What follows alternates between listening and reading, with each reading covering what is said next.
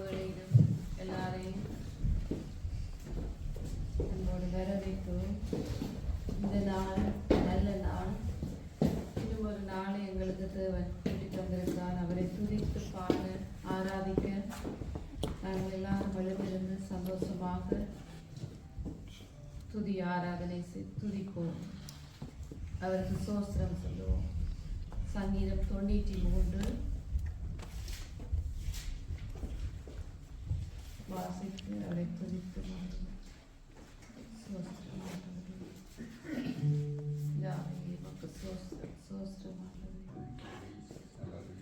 கர்த்தர் ராஜரீகம் பண்ணுகிறார், மகத்துவத்தை அணிந்து கொண்டிருக்கிறார். கர்த்தர் பராக்கிரமத்தை அணிந்து அவர் அதை கட்சியாக கட்டி கொண்டிருக்கிறார். ஆதலால் பூச்சக்கரம் அசையாதபடி நிலை பெற்றிருக்கிறது. உமது சிங்காசனம் பர்வதம் முதல் உறுதியானது. நீர் அநாதியாயிருக்கிறீர். கர்த்தாவே, நதிகள் எழும்பின, நதிகள் இரைச்சலிட்டு எழும்பின, நதிகள் அலை திரண்டு எழும்பின. திரளான தண்ணீர்களின் இரைச்சலை பார்க்கிலும் சமுத்திரத்தின் வலிமையான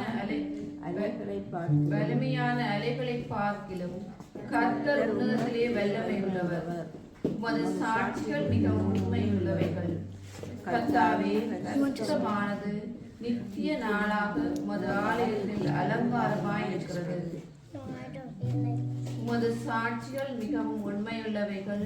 கர்த்தாவே, பரிசுத்தமானது நித்திய நாளாக உமது ஆலயத்தில் அலங்காரமாய் இருக்கிறது. ஆமென். சோஸ்தரிப்போம்.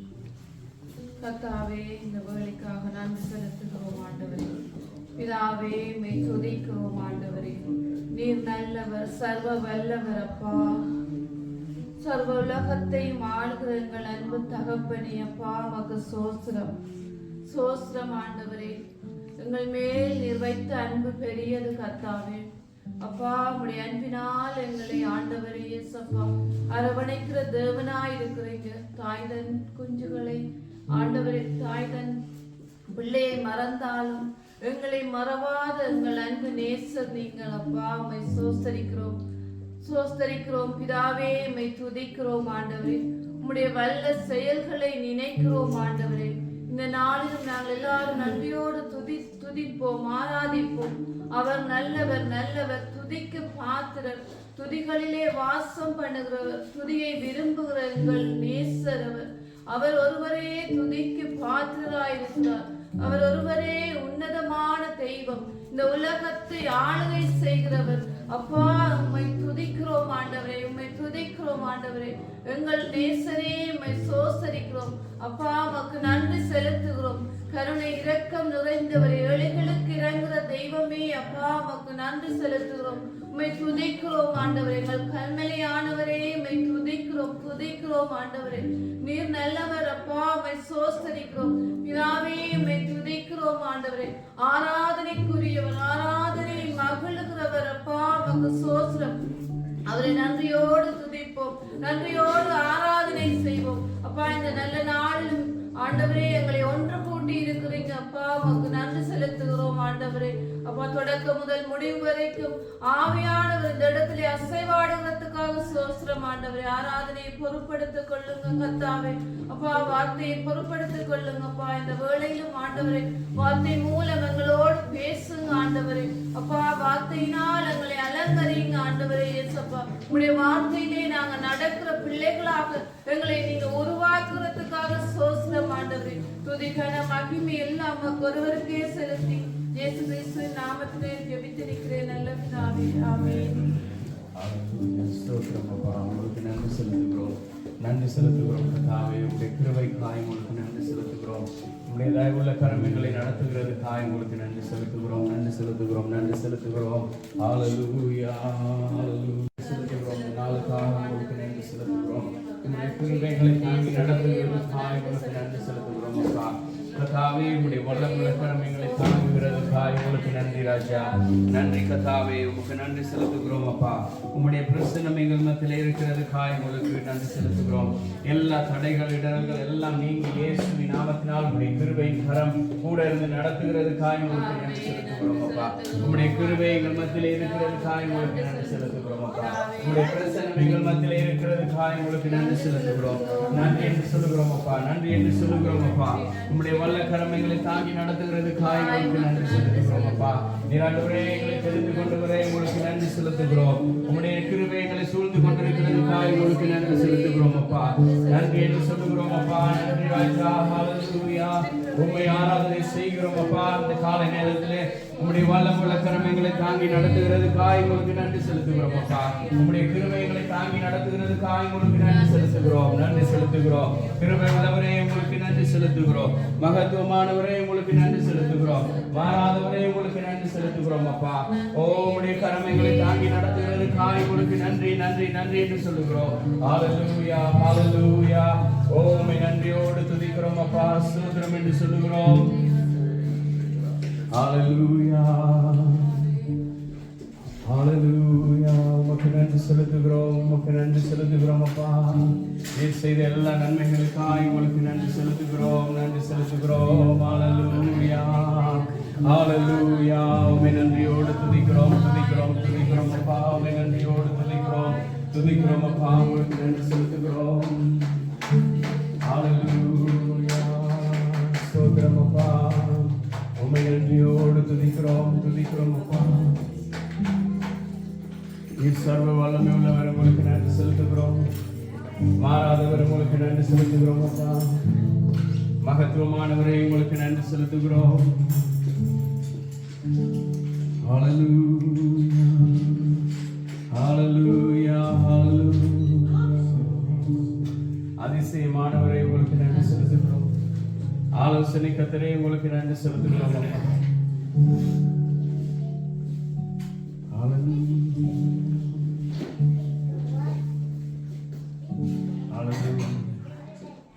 இந்த காலை நேரத்தில் நாங்கள் எல்லாரும் எங்களுடைய சரணங்களை அவருடைய சமூகத்தில் ஒப்புக் கொடுப்போம். எங்களுடைய உள்ளங்களை வசனம் சொல்லுகிறது, அப்படி இருக்க சகோதரர் உங்களுடைய சரீரங்களை பரிசுத்தம் தேவனுக்கு பிரியமான ஜீவ பலியாக ஒப்புக் கொடுக்க வேண்டும் என்று வேண்டிக் கொள்கிறேன். இதுவே நீங்கள் செய்யத்தக்க புத்தியுள்ள ஆராதனை என்று சொல்லி இந்த காலை நேரத்தில் அவருடைய கரங்களிலே நாங்கள் எங்களை ஒப்புக் கொடுப்போம். எங்களுடைய ஆவி ஆத்மா சரீரம் எல்லாம் அவருடைய சமூகத்திலே ஊற்றுவோம். எங்களுடைய சொந்த சுய பலத்தினால சுய வல்லமையினால அல்ல, தேவனுடைய வல்லமையினாலே, தேவனுடைய கிருபையினாலே, தேவனுடைய பிரசன்னத்தினாலே நிறைந்தவர்களாய் அவருடைய சமூகத்திலே அவரை நாங்கள் ஆடி பாடி நாங்கள் அவரை ஆராதிக்க போகிறோம். இந்த காலை நேரத்தில் எங்களை ஒப்புக் கொடுப்போம். கர்த்தாவே, நாங்கள் மற்ற எல்லா காரியத்தையும் மறந்துடுவோம். மற்ற எல்லாவற்றையும் நாங்கள் மறந்து கர்த்தருடைய சமூகத்திலே அவரை நோக்கி நாங்கள் பார்ப்போம். அவர் எங்களை நடத்தும்படியாக அவர் இந்த காலை நேரத்தில் எங்கள் ஒவ்வொருவரையும் பெயர் சொல்லி அழைக்கிறார். மகனே, இனி என்னிடத்திலே வான்னு சொல்லி அவர் சொல்லுகிறார், என்னிடத்திலே வருகிறவனை நான் ஒரு நாளும் புறம்பே தள்ளுகிறதில்லை என்று சொல்லி காலை நேரத்தில் எங்களை ஒப்புக் கொடுப்போம். கர்த்தருடைய கரம் எங்களை வழி நடத்தும்படியாக. நன்றி அப்பா, உங்களுக்கு நன்றி செலுத்துகிறோம் அப்பா. நன்றியோடு சொல்லுகிறோம் பிதாவே. இயேசு அழைக்கிறார், இயேசு அழைக்கிறார்.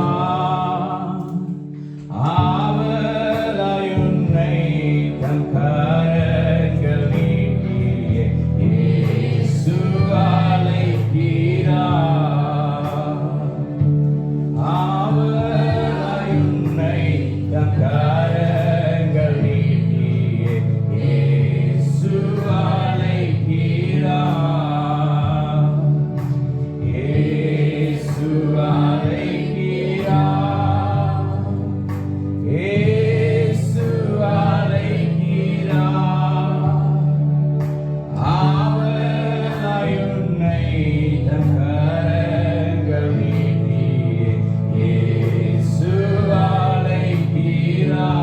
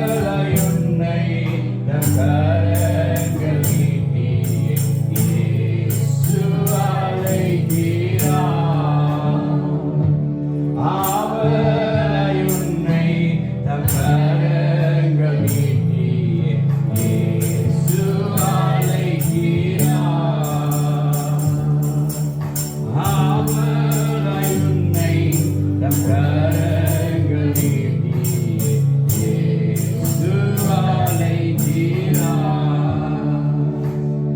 ஆவலாய் உன்னை தம் கரங்கள் நீட்டியே இயேசுவாலை தீரார். இந்த காலை நேரத்திலே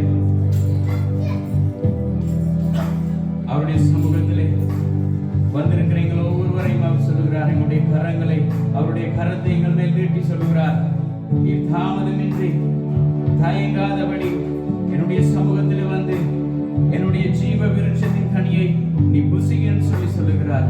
என்னுடைய ஜீவ விருட்சத்தை கனியை நாங்கள் புசிக்கும்படியாக அவருடைய சமூகத்திலே வந்திருக்கிற நாங்கள் நித்தியமாய் அவருடைய ராஜ்யத்திலே வாழும்படியான இந்த வாழ்வை தெரிந்திருக்கிற எங்களை நோக்கி அவர் சொல்கிறார். எவ்வளவு துன்பங்கள் பிரச்சனைகள் வந்தாலும் கர்த்தர் எங்களோடு கூட இருந்து அவர் எங்களை நடத்துகிறவராய் இருக்கிறார்.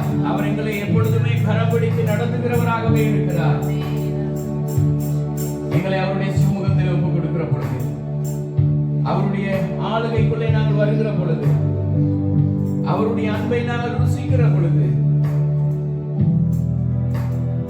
இந்த எல்லையில்லாத சந்தோஷத்தை பெற்றுக் கொள்கிறவராய் இருக்கிறோம்.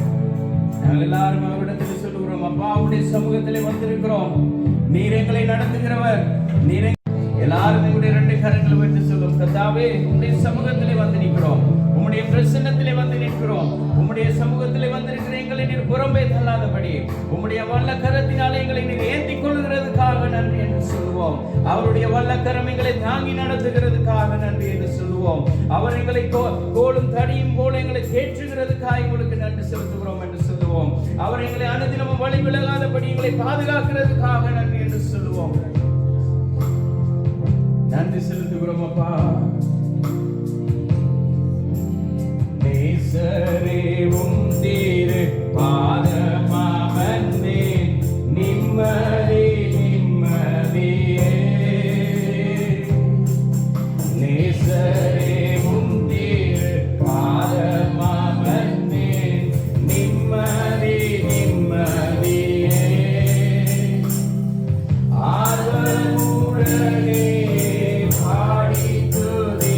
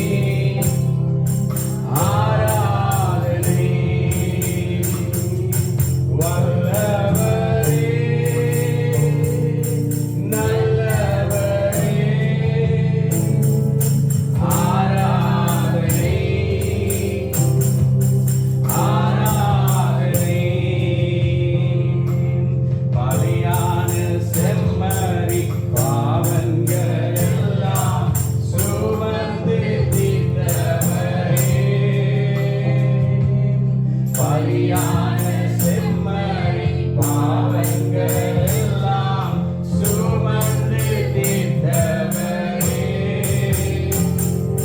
பரிசுத்த ரத்தம் எனக்காக அல்லோ, ஆகியம் பாக்கியமே. பரிசுத்த ரத்தம் எனக்காக அல்லோ, ஆகியம் பாக்கியமே.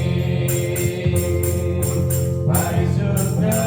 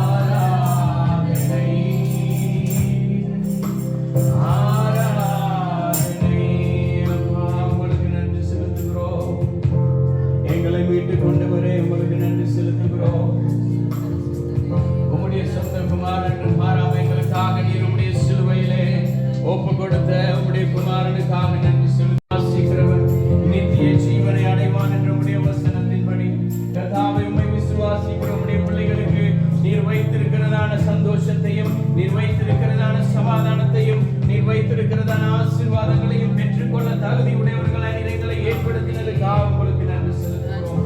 உம்முடைய கிருபைகள் மத்தியிலே இருக்கிறதுக்காக நீர் எங்களை ஆளுகை செய்கிறதுக்காக நன்றி அப்பா, நன்றி செலுத்துகிறோம்.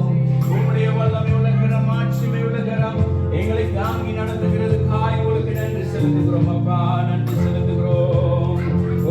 உம்முடைய சமூகத்திலே நாங்கள் ஆடி பாடி உம்மை ஆராதித்து உம்முடைய நாமத்தை உயர்த்தும்படியாக எங்களை தெரிந்து கொண்டவரே உங்களுக்கு நன்றி செலுத்துகிறோம் அப்பா. இது எங்களுக்கு எவ்வளவு பெரிய ஸ்லாக்கியமாய் இருக்கிறது. எத்தனையோ பேருக்கு கிடைக்காத சந்தோஷம், எத்தனையோ பேருக்கு கிடைக்காத இந்த ஸ்லாக்கியத்தை நீர் எங்களுக்கு தந்ததுக்காக உங்களுக்கு நன்றி செலுத்துகிறோம், நன்றி செலுத்துகிறோம் அப்பா, நன்றி செலுத்துகிறோம். ஹல்லேலூயா, ஹல்லேலூயா, ஸ்தோத்திரம் அப்பா, உம்மை நன்றியோடு துதிக்கிறோம் அப்பா. ஹல்லேலூயா. மகிழ்வோம் மகிழ்வோம் தினமாக மகிழ்வோம், இயேசு ராஜனம் சொந்தமாயினார்.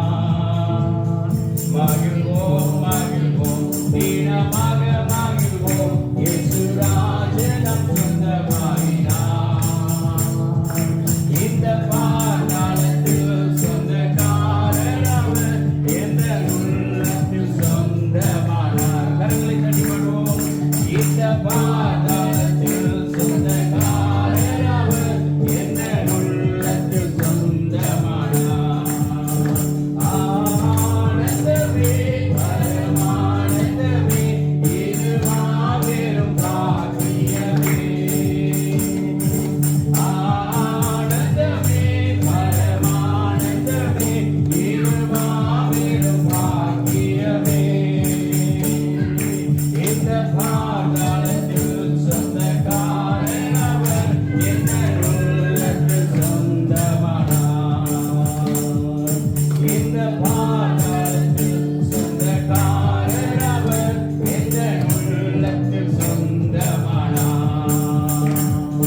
சின்னம் சிறுவயதில் என்னை குறித்து விட்டார், தூரம் போயினும் கண்டு கொண்டார்.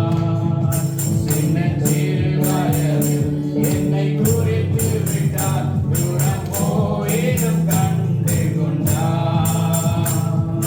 தமது ஜீவனை எனக்கு மறைத்து, ஜீவன் பெற்றுக்கொள் என்று உரைத்தார். தமது ஜீவனை எனக்கு மறைத்து, ஜீவன் பெற்றுக்கொள் என்று உரைத்தார். ஆனந்தமே பரமானந்தமே, இது மாபெரும் பாக்கியமே. ஆனந்தமே பரமானந்தமே, இது மாபெரும் பாக்கியமே. இந்த பாதாளத்தில் சொந்தக்காரர் அவர், எந்த உள்ளத்தில் சொந்தமானார். எந்த சூழ்நிலையும் அவர் அன்பினின்று என்னை பிரிக்காது காத்துக் கொள்வார். எந்த சூழ்நிலையும் அவர் அன்பினின்று என்னை பிரிக்காது காத்துக் கொள்வார். என்னை நம்பி அவர் தந்த பொறுப்பதனை அவர் வரும் வரை காத்துக் கொள்வேன். என்னை நம்பி அவர் தந்த பொறுப்பதனை அவர் வரும் வரை காத்துக் கொள்வேன். ஆனந்தமே பரமானந்தமே, இது மாபெரும் பாக்கியமே. ஆனந்தமே பரமானந்தமே, இது மாபெரும் பாக்கியமே. இந்த பாதாளத்தில் சொந்தக்காரர் அவர், எந்த உள்ளத்தில் சொந்தமானார். இந்த பாதாளத்தில் சொந்தக்காரர் அவர், எந்த உள்ளத்தில் சொந்தமானார். அவர் வரும் நாளிலே அங்கே அவருடனே என்னை வீட்டில் சேர்த்துக் கொள்வார். அவர் வரும்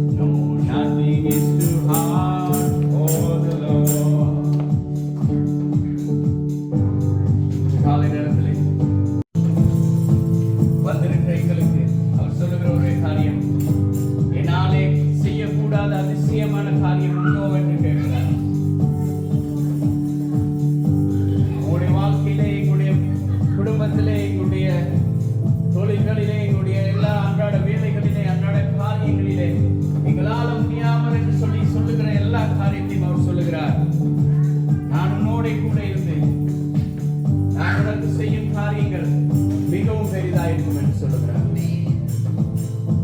நான் உன்னோட கூட இருந்து உன்னிடத்திலே செய்கிற காரியங்கள் மிகவும் பெரிதாயிருக்கும் என்று சொல்லுகிறார். இந்த காலை நேரத்தில் அவரிடத்தில் சொல்லுங்கப்பா, நீங்க எங்களோட இருக்கும் பொழுது எங்களுக்கு எந்த ஒரு குறைவும் இல்லை. நீ எங்களோடு இருக்கும் பொழுது எந்த குறைவும் இல்லை. நீர் எங்களை பிள்ளைகளாய் நீர் ஆண்டவரை இந்த உலகத்தில் ஏற்படுத்தி எங்களிடத்தில் ஒரு பொறுப்பை தந்திருக்கிறீர்கள். இந்த அவருடைய நாமத்தை சர்வ சிருஷ்டிக்கும் பிரசங்கிக்கும்படியாக, சர்வ சிருஷ்டிக்கும் இந்த சத்தியத்தை சொல்லும்படியாக அந்த பொறுப்பை நிறைவேற்ற எங்களை நாங்கள் ஒப்புக் கொடுப்போம். எங்களை நாங்கள் அர்ப்பணிப்போம் அவருடைய சமூகத்தில். அவர் சொல்லுகிறார், அவருடைய சமூகத்திலே நாங்கள் வாருகிற பொழுது எங்களை புறம்பே தள்ளாதபடி அவருடைய கரங்களை நீட்டி எங்களை அரவணைத்துக் கொள்கிறார். எவ்வளவு பெரிய தெய்வமாய் இருக்கிறார் அவர், எவ்வளவு வல்லமை உள்ளவராய் இருக்கிறார். என்னுடைய வாழ்க்கையில் அவர் செய்திருக்கிற நன்மைகள், அவர் என்னுடைய வாழ்க்கையிலே செய்திருக்கிறதான மகத்துவமான காரியங்கள் எவ்வளவு அற்புதங்கள், அதிசயமாய் இருக்கிறார். வல்ல செயல்கள் நினைத்து நினைத்து உள்ளமே பொங்குதையா. வல்ல செயல்கள் நினைத்து நினைத்து உள்ளமே பொங்குதையா. நல்லவரே நன்மை செய்பவரே, நன்றி நன்றி ஐயா. நல்லவரே நன்மை செய்பவரே, நன்றி நன்றி ஐயா. நல்லவரே வல்லவரே, ஆராதனை ஆராதனை. வல்லவரே நல்லவரே, ஆராதனை ஆராதனை. எத்தனை இன்னல்கள் என் வாழ்வில் வந்தாலும் உம்மை பிரியேன் ஐயா. எத்தனை இன்னல்கள் என் வாழ்வில் வந்தாலும் உம்மை பிரியேன் ஐயா. ரத்தமே சிந்தி சாட்சியாய் வாழ்வேன், நிச்சயம் நிச்சயமே. ரத்தமே சிந்தி சாட்சியாய் வாழ்வேன், நிச்சயம் நிச்சயமே. ரட்சகரே இயேசுநாதா, ஆராதனை ஆராதனை. ரட்சகரே இயேசுநாதா, ஆராதனை ஆராதனை. உங்களுக்கு நன்றி செலுத்துகிறோம் அப்பா. நீர் செய்த எல்லா நன்மைகளுக்காக உங்களுக்கு நன்றி. நீர் அதிசயமானவர், அற்புதமானவர், மாறாதவர், மகத்துவமானவர். உம்முடைய கிரியைகள் விவரிக்க முடியாதபடி அதிசயமானவைகளும் ஆச்சரியமானவைகளுமாய் இருக்கிறதுக்காக நன்றி செலுத்துகிறோம். உம்முடைய செய்கைகளை எல்லாம் நாங்கள் விவரித்து சொல்லும்படியாக நிறைங்களை ஜீவன் உள்ளோரோடு வைத்திருக்கிறதுக்காக ஸ்தோத்திரம். உம்முடைய ஜீவனை எங்களுக்கு தந்து ஜீவன் பெற்று அவர் ஸ்தோத்திரம் அப்பா. உங்களுக்கு நன்றி செலுத்துகிறோம். உடைய சமூகத்தில் வந்து ஜெபிக்கிறோம். நீர் எங்கள் மத்தியிலே கடந்து வந்திருக்கிறதுக்காக ஸ்தோத்திரம். எங்கள் மத்தியிலே நீர் உலாவுகிறதுக்காக உங்களுக்கு நன்றி செலுத்துகிறோம். உடைய வசனம் சொல்லுகிறபடி 2 பேரோ 3 பேரை நாமத்தினாலே எங்கே கூடியிருக்கிறீர்களோ அந்த இடத்திலே நான் வாசம் பண்ணுகிறேன் என்று சொன்ன தெய்வம், இந்த இடத்துல எங்கள் மத்தியிலே நீர் வாசம் பண்ணுகிறதுக்காக உங்களுக்கு நன்றி செலுத்துகிறோம். எங்கள் மத்தியிலே நீர் அசைவாடுகிறதுக்காக உங்களுக்கு நன்றி செலுத்துகிறோம். உம்முடைய பிரசன்னம் எங்கள் மத்தியிலே கடந்து வந்திருக்கிறதுக்காக உங்களுக்கு நன்றி செலுத்துகிறோம். அப்பா, எங்களை தாங்கி நடத்துகிறதுக்காக நன்றி. வந்திருக்கிற பிள்ளைகள் ஒவ்வொருவரையும் இயேசுவின் நாமத்தினால் ஆசீர்வதிக்கிறோம். அவர்கள் வந்த வண்ணமாய் போகாதபடி உம்முடைய ஆசீர்வாதங்களை இரட்டிப்பாய் பெற்றவர்களாய் இந்த இடத்துல இருந்து செல்ல கிருபை செய்தல்லுங்க. கர்த்தாவே, அவர்கள் வந்திருக்கிறதான ஒவ்வொரு பிள்ளைகளையும் உம்முடைய கிருபையினாலும் உம்முடைய நன்மையினாலும் நீங்கள் ஆண்டவரை முடிசூட்டி இரக்கங்களினாலே முடிசூட்டுகிறதுக்காக உங்களுக்கு நன்றி செலுத்துகிறோம். அப்பா, அவருடைய போக்கிலும் வரத்தில் நீர் பாதுகாக்கிறதுக்காக நன்றி செலுத்துகிறோம். இதனாலும் கூட உடைய வசனத்தினாலே எங்களோடு பேசுங்க. உடைய வசனத்தினாலே எங்களை உற்சாகப்படுத்துங்க, ஆறுதல் படுத்துங்கப்பா. உடைய வசனம் எங்களை நடத்தி எங்களை குடமிட்டு நாங்கள் நடக்க வேண்டிய வழியிலே எங்களை நடப்பிக்கிறதுக்காக உங்களுக்கு நன்றி செலுத்துகிறோம்.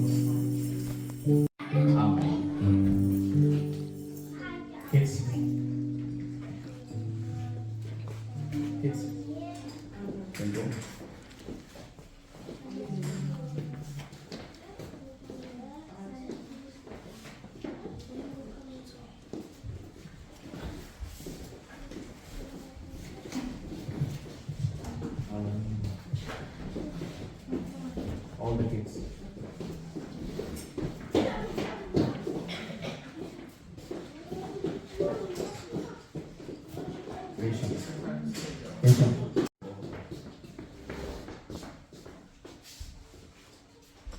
Hallelujah. Hallelujah. சத்தமா சொல்லுங்க பாப்போம். Hallelujah. இதான் சத்தமா?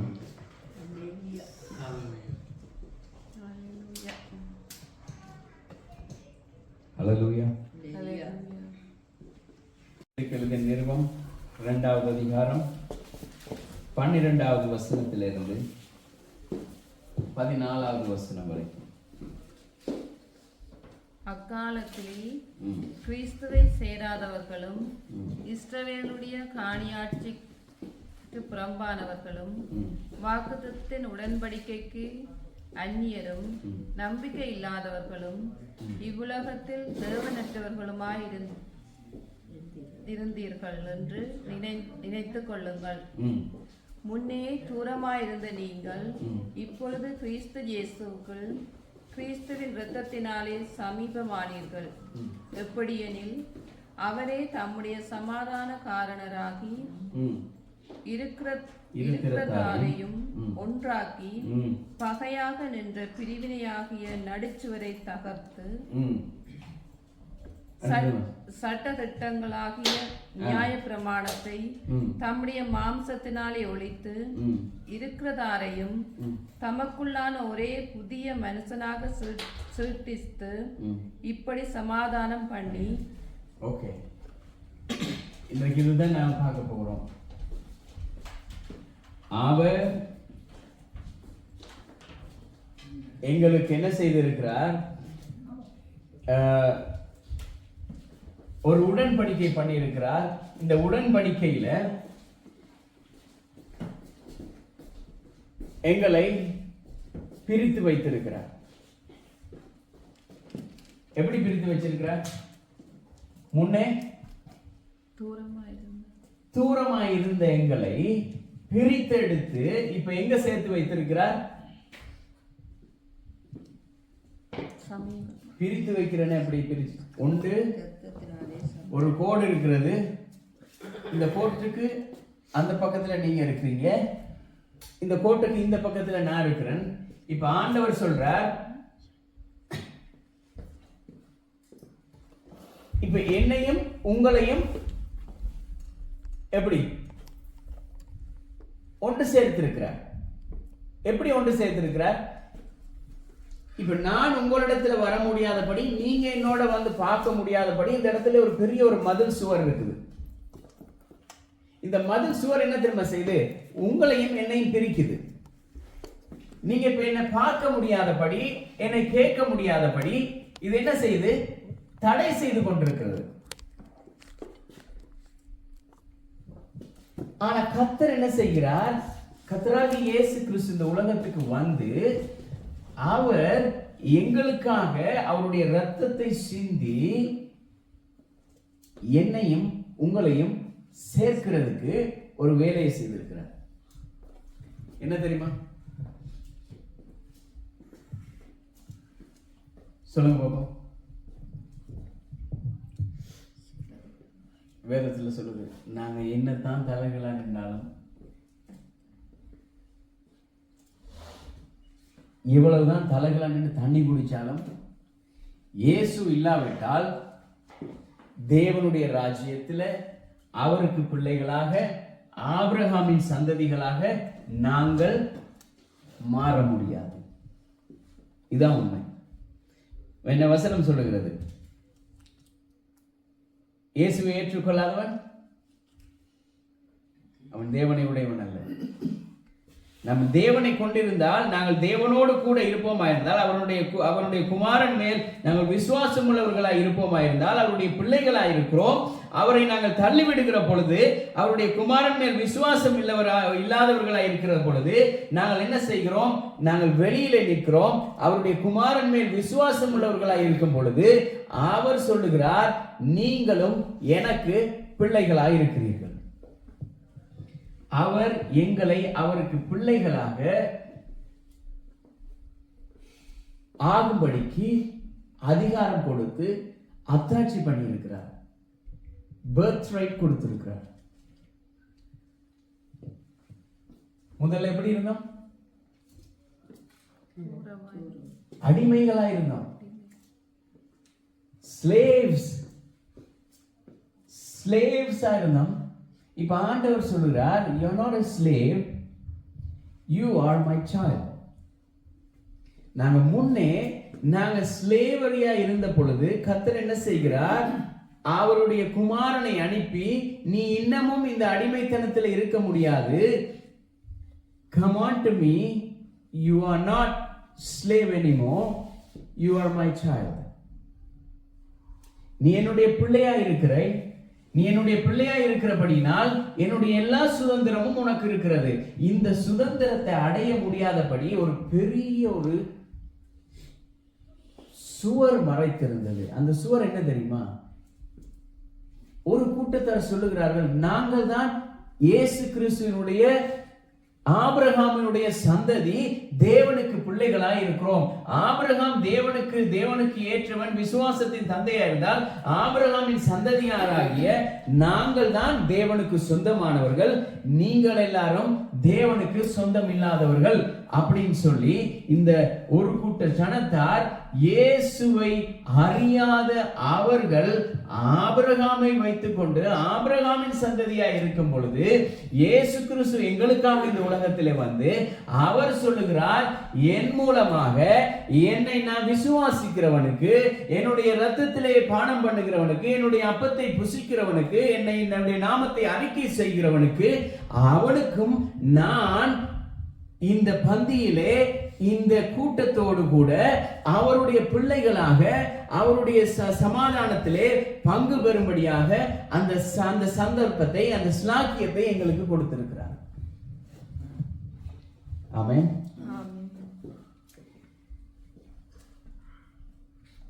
நாங்களாம் புறஜாதிகளா இருந்தோம். பழைய ஏற்பாட்டின்படி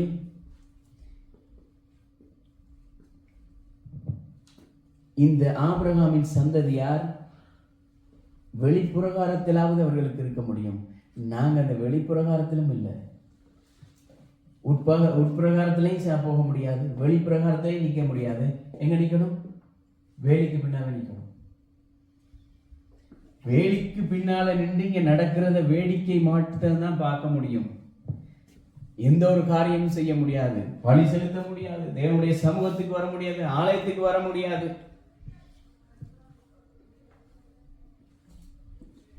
தாவீது ஆடுகளை மேய்க்கிறவனா இருந்தான். அந்த குடும்பத்தாரால கைவிடப்பட்டு ஒதுக்கப்பட்டிருந்தான். ஆனா அவனுக்கு இன்னொரு கொடுமை இருக்கு. என்ன தெரியுமா? அவன் ஆடு மேய்க்கிறவர்கள் தாழ்த்தப்பட்ட ஜாதிகள். இஸ்ரவேலில் ஆடு மேய்க்கிற மேய்ப்பர்கள் தாழ்த்தப்பட்ட ஜாதி. அவர்களை தேசத்தை விட்டு ஒதுக்கி தான் வைத்திருப்பார்கள். இப்ப இந்த தாவீதுக்கு தேவனுடைய ஆலயத்துக்கு போக முடியாது. ஆனா அவனுடைய பாட்டுகளில் எல்லாம் அவன் என்ன திரும்ப சொல்வான்? கர்த்தரின் மேய்ப்பராக நான் தாழ்ச்சி அடையேன், எனக்கு எந்த ஒரு குறையும் இல்லை, நான் எப்பொழுதுமே கர்த்தருடைய ஆலயத்தில் இருக்கிறதை நான் வாஞ்சிக்கிறேன் என்கிறான்.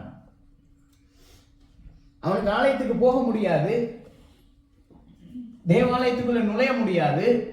ஆனா அவனுடைய வாஞ்சை எப்படி இருக்குன்னு சொன்னா, நான் கர்த்தருடைய ஆலயத்திலே நாட்டப்பட்டு செழித்து ஓங்குகிறதான ஒரு மரத்தை போல இருக்கணும் என்கிறது அவனுடைய வாஞ்சை. ஒரு சந்தர்ப்பம் வந்தது, தேவன் அவனை அபிஷேகம் பண்ணுகிறார். அபிஷேகம் பண்ணினதுக்கு பிறகு அவனை எப்படி தெரியுமா பாடுகிறான்? வாருங்கள் தேவாலயத்துக்கு போவோம் என்று சொன்ன பொழுது மன மகிழ்ச்சியாய் இருந்தேன் என்று சொல்லுகிறான். ஒருவன் வந்து சொல்றான், கர்த்தர் உன்னை அழைச்சிட்டார், உன்னை அபிஷேகம் பண்ணி இருக்கிறார், நீ கர்த்தருடைய பிள்ளை, தேவனுக்காக ஊழியம் செய்ய போற, தேவனுக்காக நீ வாழ போற, நீ தேவனுடைய இந்த தேசத்துக்கு ராஜா வாழ போறன்னு சொன்னதுக்கு பிறகு அவனுக்கு இருக்கிற சந்தோஷம், அந்த அங்கீகாரம் கிடைச்சிட்டது.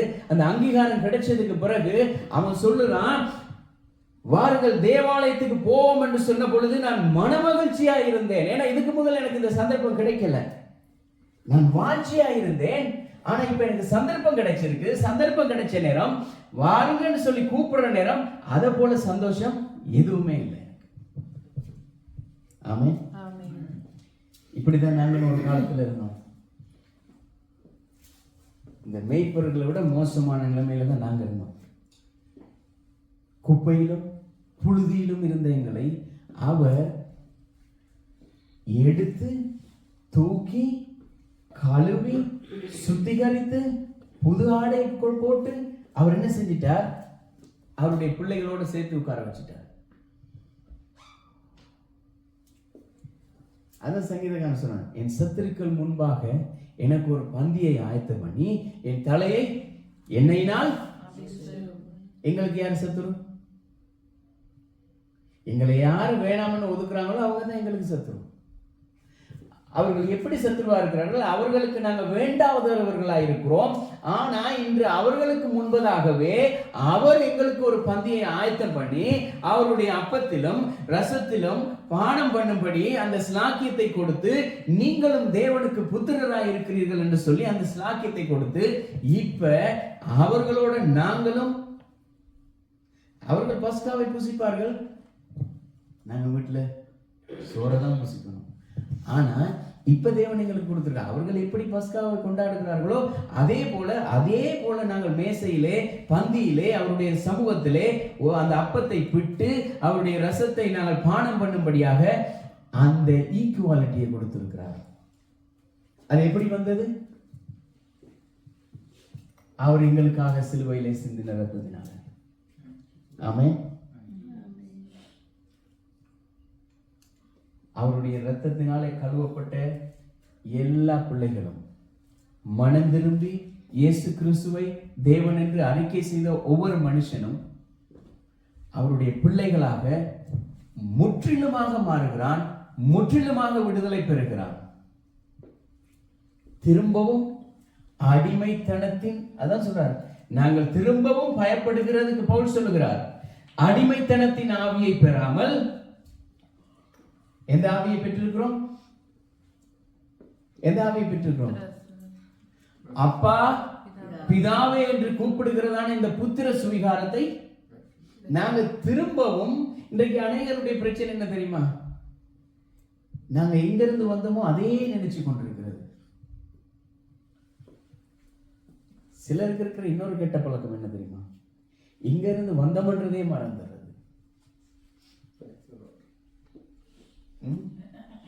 இங்க இருந்து வந்தோம் என்றதை மறந்துட்டு, அதுதான் பவுல் சொல்லுகிறார் 12வது வசனத்தில், அக்காலத்தில் கிறிஸ்துவை சேராதவர்கள் இஸ்ரவேலுடைய காணியாட்சிக்கு புறம்பானவர்களும் வாக்குத்தத்தத்தின் உடன்படிக்கைக்கு அந்நியரும் நம்பிக்கை இல்லாதவர்களுமாய் இவ்வுலகத்தில் தேவனற்றவர்களுமாய் இருந்தீர்கள் என்பதை நீங்கள் என்ன செய்து கொள்ளுங்கள்? நினைத்துக் கொள்ளுங்கள். வந்த இடத்தை மறந்துடாது. அதுக்காக அதை பிடிச்சி வச்சு கொண்டிருங்கன்னு சொல்லலை. என்ன சொல்லுகிறார்? நாங்க எங்க இருந்த எங்களை கர்த்தர் எப்படி தூக்கி எடுத்தார் என்பதை நினைப்பூட்டுகிறார். யாருக்குமே கிடைக்காத சந்தர்ப்பத்தை நாங்க இப்படி வச்சுக்கொள்வோம். இன்றைக்கு இயேசு கிறிஸ்துவை ஏற்றுக்கொள்ளாமல் நாங்க இருக்கிறோம்னு வச்சுக்கொள்வோம். இன்றைக்கு நாங்கெல்லாம் எங்க இருந்திருப்போம்? எந்த சூப்பர் மார்க்கெட்ல என்ன வாங்கிட்டு இருந்திருப்போம்னு தெரியாது.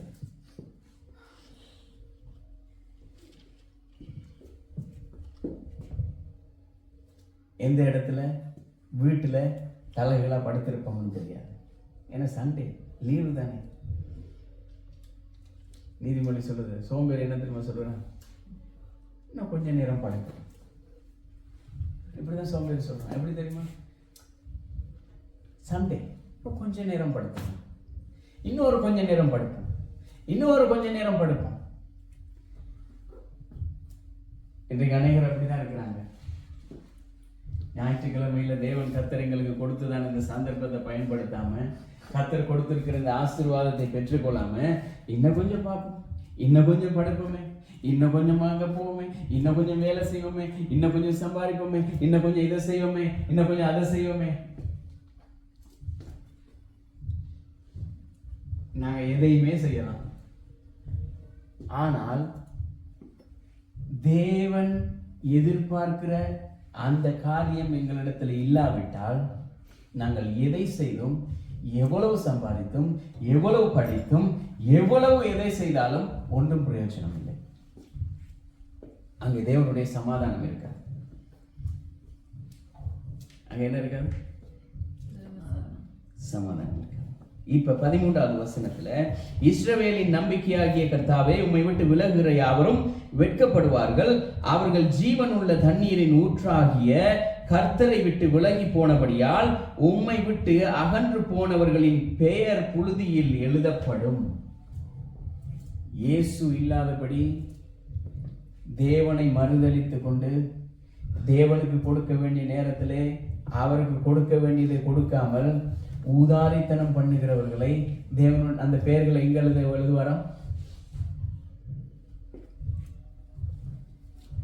தேவனுடைய பிள்ளைகளுடைய பெயர் ஜீவ புத்தகத்திலே இருக்கும்.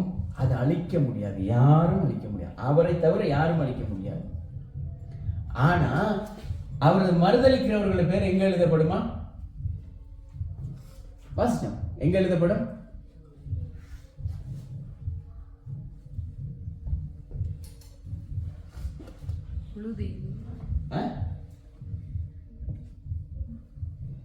வாசிங்க.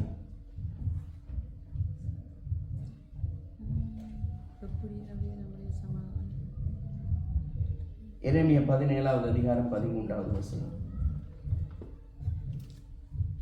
எரேமியா 17வது அதிகாரம் 13வது வசனம்.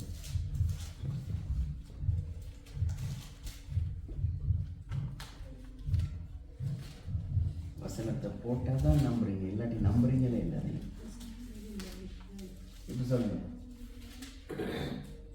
17:13. இஸ்ரவேலின் நம்பிக்கையாகிய கர்த்தராகிய கர்த்தாவே, உம்மை விட்டு விலகுகிற யாவரும் வெட்கப்படுவார்கள். ஒன்று சொல்லவா? தேவனிடத்திலே வந்துட்டு பின்வாங்கி போகிறவர்கள் எல்லாரும் வெட்கப்படுவார்கள். இன்னும் கொஞ்சம் தெளிவா சொல்லட்டா? இந்த இடத்துக்கு வந்துட்டு வராமல் இருக்கிறவர்கள் எல்லாரும் வெட்கப்படுவார்கள். அவர்கள் ஜீவனுள்ள தண்ணீரில் ஊற்றாகிய கர்த்தரை விட்டு விலகி போனபடியினால் உம்மை விட்டு அகன்று போகிறவர்களின் கொஞ்சம் கொஞ்சமா தூர போகிறவர்களுடைய பெயர்கள் புழுதியில் எழுதப்படும். உண்மையை சொல்ல போனா, நேராக சொல்றேன், தேவனுடைய சமூகத்திலே தேவனை தேடாமல் இருப்போமா இருந்தால் கிடைக்கிற சிட்டிசன்ஷிப்பும் கிடைக்காது, பிஆரும் கிடைக்காது, கேஸும் எக்ஸெப்ட் பண்ணப்படாது. ஆமென். நீங்கள் கர்த்தரோடு இருந்தால் அவர் உங்களோடு, நீங்கள் அவரை விட்டு விட்டீர்களே ஆகில் அவர் உங்களை விட்டு விடுவார். எல்லாரோடையும் விளையாடலாம். சிலர் சொல்லுவாங்க தெரியுமா, என்னோட விளையாடாதீங்க, என்னோட விளையாண்டா கஷ்டம். மனுஷனோட விளையாண்டா என்ன கஷ்டம், தேவனோட விளையாடுவோமா இருந்தா அது மிகவும் கஷ்டம், மிகவும் பயங்கரமா இருக்கும். ஏன்னா தேவனோட விளையாட முடியாது. அவருடைய நாமத்துக்கு எதிராக நாங்கள் நிற்போமா இருந்தால், அவருடைய நாமத்தை அறியாதவர்கள் வேற, அறிந்தவர்கள் அவருடைய நாமத்துக்கு எதிர்த்து நிற்கிற பொழுது பிரச்சனை தான். தெரிந்தும் தெரிந்தும் தெரிந்தும் நாங்கள் இதை செய்கிறபடியா. ஆனா கர்த்தருக்கு இவ்வளவு பெரிய ஸ்லாக்கியத்தை கொடுத்திருக்கிறார். குப்பையிலிருந்து எங்களை கொண்டு வந்து மேசையில் உட்கார வச்சிருக்கிறார், ராஜாக்களோட உட்கார வச்சிருக்கிறார். எங்கேயோ இருந்து எங்களை கொண்டு வந்து கர்த்தர் அவருடைய நன்மையை புசிக்கும்படியாக வைத்திருக்கிறார். இவ்வளவெல்லாம் செய்தவரை நாங்க என்ன செய்கிறோம்? Just for money, just for money we forget him. Just money. பண ஆசை எல்லா தீமைக்கும் வேற. நாங்க நினைக்கிறோம் இந்த பணம் பணம் பணம் பணம் உலக பிரகாரமாய் சொல்லுமா இருந்த பணம் எத்தனை செய்யுமா? 10 இல்ல 10க்கு மேலேயும் செய்யும். ஆமென். ஆனா அந்த பணத்தால ஒண்ணும் பண்ண முடியாது. பணத்தால பரலோகம் போகலுமா? நரகத்துக்கு வேணும்னா போகலாம், அதுக்கு ஆப்ஷன் இருக்கு. இந்த பணத்தை வச்சு கொண்டு நரகத்துக்கு போகிறதுக்கு ஆப்ஷன் இருக்குது. டிக்கெட் வாங்கலாம், தாராளமா வாங்கலாம். ஆனா பணத்தை வச்சு கொண்டு பரலோகத்துக்கு டிக்கெட் வாங்க முடியாது. ஆமென். பணத்தை வச்சு கொண்டு பரலோகத்துக்கு நாங்க போக முடியாது, பரலோகத்துக்கு டிக்கெட் வாங்கவும் முடியாது. பரலோகத்துக்கு டிக்கெட் வாங்கணுமா இருந்தால் அவரிடத்துல போய் ஃப்ரீயா வாங்கலாம். பரலோகத்துக்கு டிக்கெட் எப்படி வாங்கலாம்? ஃப்ரீயா வாங்கலாம். ஃப்ரீ, இலவசம், ஒண்ணுமே செய்ய தேவையில்ல. கர்த்தராகிய இயேசுவை விசுவாசி, அப்பொழுது நீயும் உன் வீட்டாரும் அங்கே இருப்பீர்கள். அதுதான் அவர் சொல்றார். ஆமென். ஹல்லேலூயா. இது தேவன்னு சொன்னா அவரிடத்துல வர வேண்டியதுதான், தேவலன்னு சொன்னா போக வேண்டியதுதான். ஆமென். அவரை விசுவாசியாதவர்கள், அவரை நம்பாதவர்கள், அவருடைய பேர் முதலா இருக்காது. புழுதியில எழுதப்படுற பேர் எப்படி தெரியுமா இருக்கும்? எப்படி இருக்கும்? மழை வந்தா ஓடிடும், காத்தடிச்சா பறந்துடும், கிறுக்கி விட்டா அழிஞ்சிடும், ஆடு மாடு வந்து அதுல மேய்ஞ்சதுன்னு சொன்னா. ஆனா எங்களுடைய பெயர்கள் இங்க எழுதப்பட்டிருக்கு ஜீவ புத்தகத்துல. எங்களுடைய பேர் ஜீவ புத்தகத்துல எழுத வேண்டிய பேரா இல்ல. ஜீவ புத்தகத்துல எழுதப்பட வேண்டியவர்கள் அங்க இருக்கிறார்கள். அவர்களோட சேர்த்து எங்களையும் சேர்த்து விட்டுட்டார். இப்ப என்ன திரும்ப மேஜிக் நடந்திருக்குது? இந்த சேர்த்து விட்டதுக்கு பிறகு இந்த ஜீவ புத்தகத்துல எங்களுடைய பெயர் வந்துட்டது. இப்ப சொல்றார், அவர்களை பார்த்து சொல்றார், நீங்களும் இவர்களை போல என்னை ஏற்றுக்கொள்ளாவிட்டால் பரலோகத்துக்கு வர முடியாது. ஆமென். வெளிப்படுத்தல் 2வது அதிகாரம் 17வது வசனம். அவரை விசுவாசிக்கிறவர்களுக்கு அவர் கொடுக்கிற பலன் என்ன தெரியுமா? ஜீவ விருட்சத்தின் கனியை புசிக்க என்னத்தை கொடுப்பாரா? என்னை விசுவாசிக்கிறவன், சொல்லுங்க, வசனத்தை பார்த்து சொல்லுங்க. என்னை விசுவாசிக்கிறவனுக்கு என்னத்தை கொடுப்பாராம்? மறைவான மன்னாவை கொடுப்பார். அடுத்து அவரிடத்துல கருப்பு இல்ல. அவரிடத்துல கருப்புன்றதுக்கே, கருப்புன்ற வேர்டுக்கே அவருக்கு அர்த்தம் இல்லைங்க. வெண்மையும் பரிசுத்தமும் சுத்தமும் இரக்கமும் கிருபையும் தயவும் சமாதானம் சந்தோஷம் மாத்திரம்தான். ஆமென். இந்த காரியத்தை எங்களுக்கு தரும்படியாக அவர் என்ன தெரியுமா செஞ்சார்?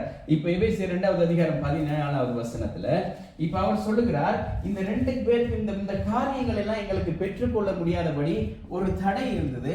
இந்த தடையாகி இந்த சுவர் என்ன செஞ்சது? ஒரு பக்கம் ஒரு கூட்டம் சொல்லுது, நாங்கள் தான் தேவனுடைய சந்ததியார், ஆபிரகாமுக்கு பிள்ளைகளா இருக்கிறோம், விசுவாசத்தின் தந்தையினுடைய பிள்ளைகள், நாங்கள் தான் பரலோகத்துக்கு சொந்தமானவர்கள், நீங்கள் எல்லாரும் அந்நியர்களும் பரதேசிகளும் புறஜாதிகளுமாய் இருக்கிறீர்கள். சொல்ல போனா இந்த யூதர்கள் புறஜாதிகளை எந்த மாதிரி ட்ரீட் பண்ணாங்க? நாய்களை விட கேவலமா ட்ரீட் பண்ணாங்க.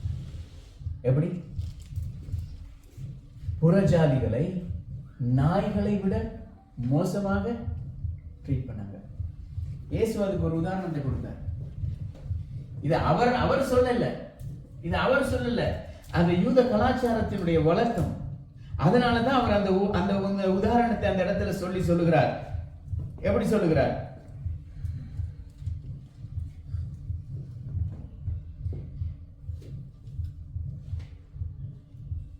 வாசிங்க பார்ப்போம். மத்தேயு 15வது அதிகாரம் 22வது வசனத்திலிருந்து 28வது வசனம் வரைக்கும். மத்தேயு 15 வாசிங்க சத்தமா போய்க்கா. அப்பொழுது அந்த திசைகளில் குடியிருக்கிற கானானிய ஸ்திரீ ஒருத்தி அவளிடத்தில் வந்து, ஆண்டவரே, தாவீதின் குமாரனே, எனக்கு இரங்கும் என்றால், இப்ப என்ன தெரியுமா பிரச்சனை? பாவத்தின் நிமித்தமாக தேவனுடைய பிள்ளைகள், இப்ப நாங்கள் தேவனுடைய பிள்ளைகள் என்று சொல்லுகிறதா இந்த புறஜாதியாக நாங்க ஒரு காலகட்டத்துல பாவத்தின் நிமித்தமாகவும் அடிமைத்தனத்தின் நிமித்தமாகவும் தேவனை விட்டு தூரமாயிருந்தோம். ஆனா அவர்கள் தேவனுடைய பிள்ளைகள் நியாயப்பிரமாணத்தின்படி பழி செலுத்துவதினால் அவர்கள் சுத்தமாக்கப்படுகிறார்கள், தேவனுடைய பிள்ளைகளா இருக்கிறார்கள். ஆனா எங்களுக்கு அந்த ஆப்ஷன் இல்லை, எங்களுக்கு அதை செய்ய முடியாதபடினால் எங்களை புறம்பை வைத்திருந்தார்கள். ஆனா இயேசு கிறிஸ்துவுடைய ரத்தம் எங்களையும் கழுவி அதிலே கொண்டு வந்து சேர்த்துட்டது. நாங்கள் இயேசு கிறிஸ்துவோடு இருப்பதனால் நாங்கள் தேவனோட சமீபமாயிட்டோம். அவர்களுக்கும் தேவனுக்கும் நல்ல தொடர்பு, ஆனா அவர்கள் தேவனுடைய நாமத்தையே சொல்ல பயப்படுவார்கள். ஆனா இன்றைக்கு நாங்கள் அப்பா பிதாவை என்று சொல்றதான அந்த ஸ்லாக்கியத்தை எங்களுக்கு கொடுத்திருக்கிறார். இந்த வசனத்தை பாருங்க. எபிரேயர் 10வது அதிகாரம் 19வது வசனத்திலிருந்து 22வது வசனம் வரைக்கும். எபிரேயர் 10:19 22. ஆகையால் சகோதரரே, நாம் பரிசுத்த ஸ்தலத்தில் பிரவேசிப்பதற்கு இயேசுவானவர் தமது மாம்சமாகிய திரையின் வழியாய் புதிதும் ஜீவனுமானது மார்க்கத்தை நமக்கு உண்டு பண்ணினபடியால், அந்த மார்க்கத்தின் வழியாய் பிரவேசிப்பதற்கு அவருடைய இரத்தத்தினாலே நமக்கு தைரியம் உண்டாயிருக்கிறபடியினாலும், தேவனுடைய வீட்டின் மேல் அதிகாரியான மகா ஆசாரியர் நமக்கு ஒருவர் இருக்கிறபடியினாலும், துர்மன சாட்சி நீங்க தெளிக்கப்பட்ட இருதயம் உள்ளவர்களாயும் சுத்த ஜலத்தால் கழுவப்பட்டவர்களாயும் உண்மையுள்ள இருதயத்தோடும் விசுவாசத்தின் பூரண நிச்சயத்தோடும் சேரக்கடவோம். ஏன் இதை உங்களை வாசிக்க சொல்ல தெரியுமா? இந்த விசுவாசத்தின் பூரண நிச்சயம். வருஷத்துல ஒரு ஆலயத்துக்கு வந்தா வார விசுவாசம், வருஷத்துல செலிப்ரேஷனுக்கு மாத்திரம் ஆலயத்துக்கு வார விசுவாசம் அல்ல, ஞாயிற்றுக்கிழமை மட்டும் வார விசுவாசம் அல்ல. எப்படிப்பட்ட விசுவாசம்? பூரண நிச்சயம். இந்த நிச்சயம் பூரணமா இருக்கும். ஏன் தெரியுமா? எங்களுக்கு இருக்கிற ஆசாரியர் அப்படிப்பட்டவர். ஒவ்வொரு நாளும் செய்யற பாவத்துக்கு போய் அங்க பழி செலுத்திட்டு தான் நீங்க போகணும்னு சொன்னா அப்படிப்பட்ட காரியம் எங்களால செய்ய முடியாது. ஆனா அவர் என்ன திரும்ப செஞ்சிட்டார்? இந்த தேவாலயத்துல இப்ப நாங்களாம் இந்த இடத்துல நிக்க முடியாது, நாங்க இந்த இடத்துல இருக்க முடியாது. ஆனா கர்த்தர் என்ன திரும்ப செய்தார்? அதையும் செய்யலாம் என்ற அளவுக்கு கர்த்தர் எங்களை இங்கே கொண்டு வந்து நிறுத்திட்டார். ஆனால் இன்றைக்கு ஆபிரகாமின் சந்ததியாருக்கு கூட கிடைக்காத அந்த ஸ்லாக்கியத்தை இயேசு கிறிஸ்துவின் மூலமாக எங்களுக்கு கொடுத்திருக்கிறார். தேவ ஆலயத்துக்குள்ள வந்து நாங்கள் அவரை ஆராதிக்கும்படியாக. ஏன் தெரியுமா? நேற்று முந்தின நாள் நாங்கள் பார்த்தோம், கைகளினால் செய்யப்பட்ட ஆலயங்களிலே அவர் வாசமாயிருக்கிறது. அவர் எங்க வாசமாயிருக்கிறார்? இங்க இருக்கிறார். இங்க இருக்கிறபடினால் இந்த கட்டிட ஆலயத்துக்குள்ள யாரும் வரலாம், அவரை ஆராதிக்கலாம். கள்ளனும் வரலாம், கொலைகாரனும் வரலாம், புரட்டனும் வரலாம், கள்ளர்களும் யாருவா இருந்தாலும் சரி எல்லாரும் வரலாம். என்னுடைய வீடு எல்லா ஜபங்களுக்கும் ஜப வீடா இருக்கு, யாரும் வரலாம். ஆனா ஆபிரகாமின் சந்ததியாராகிய அவர்களுக்கு இன்னமும் அந்த வெளிப்பிரகாரத்துல தான் நிற்கும், உள்ளுக்குள்ள வர முடியாது. ஏன் தெரியுமா? இயேசுவை விசுவாசிக்காதபடியா. இயேசுவை விசுவாசிக்கிறவனுக்கு நித்திய ஜீவன் உண்டு. இயேசுவை விசுவாசிக்கிறவனுக்கு ஆலயத்துக்குள்ள வர முடியும். இயேசுவை விசுவாசிக்கிறவனுக்கு தேவனுடைய பிள்ளைகளோடு கூட சமமாய் பேச முடியும், சமமாய் உட்கார்ந்து சாப்பிட முடியும், சமமாய் இருந்து தேநீர் அருந்த முடியும், எல்லாவற்றையும் செய்ய முடியும். இயேசு கிறிஸ்துவினுடைய இரத்தத்தினாலே நாங்கள் மீட்கப்பட்டு இருந்தால் மாத்திரமே. அல்லேலூயா. பவுல் இந்த வசனத்துல, இந்த 4 வசனத்திலையும் சில பவர்ஃபுல்லான வேர்டுகளை யூஸ் பண்றார். எப்படி வேர்ட்? பவர்ஃபுல்லான வேர்டுகளை யூஸ் பண்றார். 19வது வசனத்துல பாத்தீங்கன்னு சொன்னா, நாங்கள் பரிசுத்த ஸ்தலத்தில் பிரவேசிக்கிறதுக்கே தகுதி இல்லாத எங்களை பிரவேசிக்க பண்ணினார், ஒரு வழியை உண்டாக்கினார். 20வது வசனத்துல அந்த வழியில பிரவேசிக்கிறதுக்கு அவருடைய ரத்தத்தினால ஒரு தைரியத்தை உண்டாக்கி இருக்கிறார். 21வது வசனத்துல இந்த வீட்டின் அதிகாரியா இருக்கிறவர் ஒரு ஆசாரியர் இருப்பார் தானே தேவாலயத்துக்கு. இந்த வீட்டினுடைய, இந்த தேவாலயத்தினுடைய ஆசாரியர் இயேசு கிறிஸ்து. அவர் சொல்லிட்டார், நான் உனக்கான பலியை செலுத்திட்டேன், இப்ப நீ உள்ள வரலாம். அப்படிப்பட்ட ஆசாரியர் எங்களுக்கு இருக்கிறார். 22வது வசனம், துர்மன சாட்சி நீங்க தெளிக்கப்பட்ட இருதயம் உள்ளவர்களாயும் சுத்த ஜலத்தால் கழுவப்பட்ட சரீரம் உள்ளவர்களாயும் உண்மையுள்ள இருதயத்தோடும். இப்ப என்னென்ன கழுவப்பட்டிருக்கு தெரியுமா? எங்களுடைய மனமே மாறிட்டது. எப்படி? எங்களுடைய thoughts, சிந்தனைகளே மாறிட்டது. Our thoughts change. Physical body washed, spiritual body washed. எல்லாமே கழுவப்பட்டுட்டு மனசாட்சி, துர்மனசாட்சி போயிட்டு நல்ல மனசாட்சி இருக்குது. எங்களுடைய சரீரம் என்ன சொல்லிருக்கு?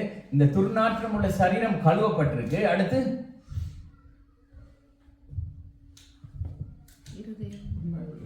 எங்களுடைய இருதயம், வசனம் சொல்லுகிறது மனுஷனுடைய இருதயம் எப்படி இருக்குதாம்? திருக்குள்ளதும் மகா கேடுள்ளதுமா இருக்குதாம். இதான் மனுஷனுடைய இருதயம். ஆனா அந்த இருதயத்தையே தேவன் அப்படியே மாற்றி இப்ப இந்த இருதயத்தையும் அவர் சுத்திகரித்துட்டார். அடுத்து விசுவாசத்தையும், விசுவாசத்தினால் நம்பிக்கையோடு உள்ள போக முடியும். யாரும் உங்களை வெளியே போங்கன்னு சொல்ல முடியாது. இதை சொல்லுகிறதுக்கு அந்த தைரியத்தை அவர் ரத்தம் எங்களுக்கு கொடுக்கப்பட்டிருக்கு. அல்லேலூயா, அல்லேலூயா. இது எப்படி கொடுக்கப்பட்டது தெரியுமா? இயேசு கிறிஸ்து சிலுவையிலே மரித்த பொழுது, மத்தேயு 27வது அதிகாரம் 50வது வசனத்துல இயேசு கிறிஸ்து சிலுவையிலே தொங்கின பொழுது தேவாலயத்தினுடைய திரைச்சீலை என்ன செய்தது? 2ஆக பிளந்தது. தேவாலயத்தினுடைய திரைச்சீலை எப்படி 2ஆக பிளந்தது? கீழே இருந்து ஒரு ஆள் கிழிக்கல, மேல இருந்து கிழிக்கப்பட்டிருக்கு. ஏன் மேல இருந்து கிழிக்கப்பட்டது தெரியுமா?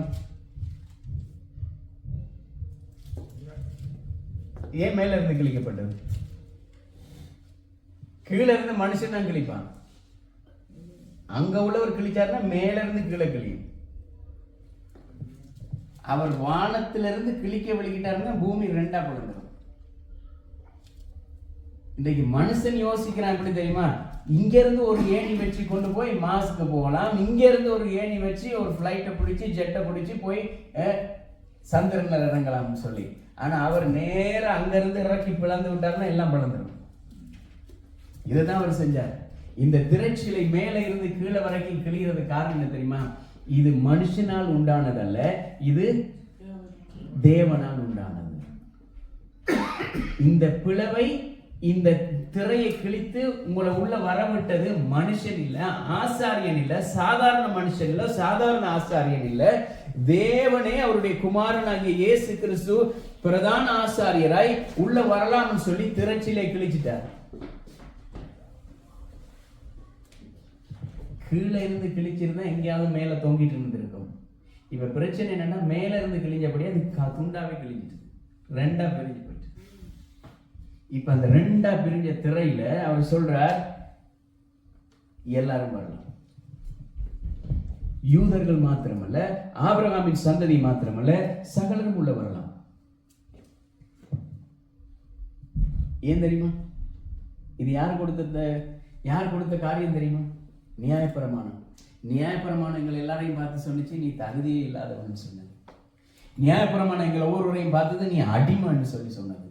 நியாயப்பிரமாணம் எங்களை பார்த்து சொன்னது, நீ புறஜாதின்னு சொன்னது. நியாயப்பிரமாணம் எங்களை பார்த்து சொன்னது, நாங்கள் தகுதியற்றவர்கள் சொன்னது. ஆனால் இயேசு கிறிஸ்து சொன்னார், நீ தகுதி இல்லாதவனாய் இருந்தாலும் உன்னை தகுதிப்படுத்தி உன்னை அழைத்தவர் நான்னு சொல்லுகிறார். அதே இயேசு கிறிஸ்து சொல்லுகிறார், நீ புறஜாதியாய் இருந்தாலும் நீ என்னுடைய பிள்ளையாய் இருக்கிறாய் என்று சொல்லுகிறார்.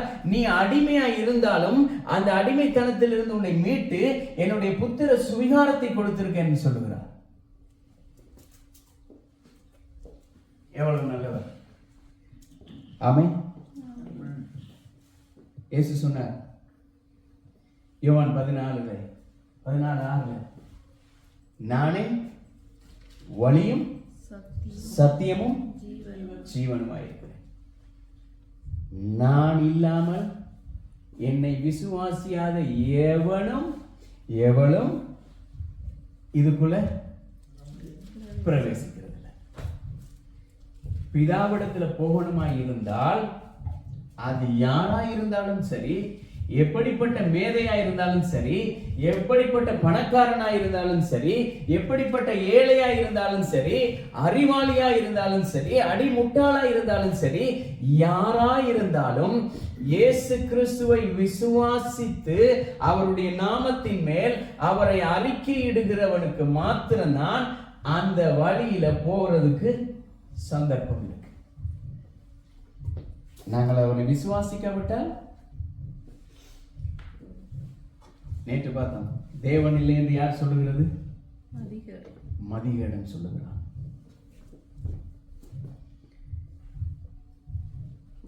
இந்த பழைய ஏற்பாடு இந்த எபிரேயர்ல சொல்லப்பட்ட இந்த காரியங்கள்ல அவர் என்ன தெரியுமா சொல்றார்? ஒவ்வொரு காரியத்தையும் சொல்றாரு. நாங்க தேவாலயத்துக்குள்ள போக முடியாதபடி இருந்த தடையெல்லாம் என்ன தெரியுமா?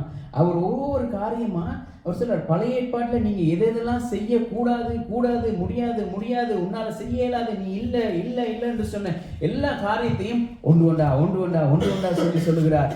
இல்ல, இது முடியும், உன்னால இது செய்ய முடியும், நீ வர முடியும், உனக்கு முடியும், உன்னால செய்ய முடியும், உன்னால போக முடியும், உன்னால நடத்த முடியும், உன்னால வாழ முடியும். இது எல்லாவற்றையும் அவர் சொல்லுகிறார்.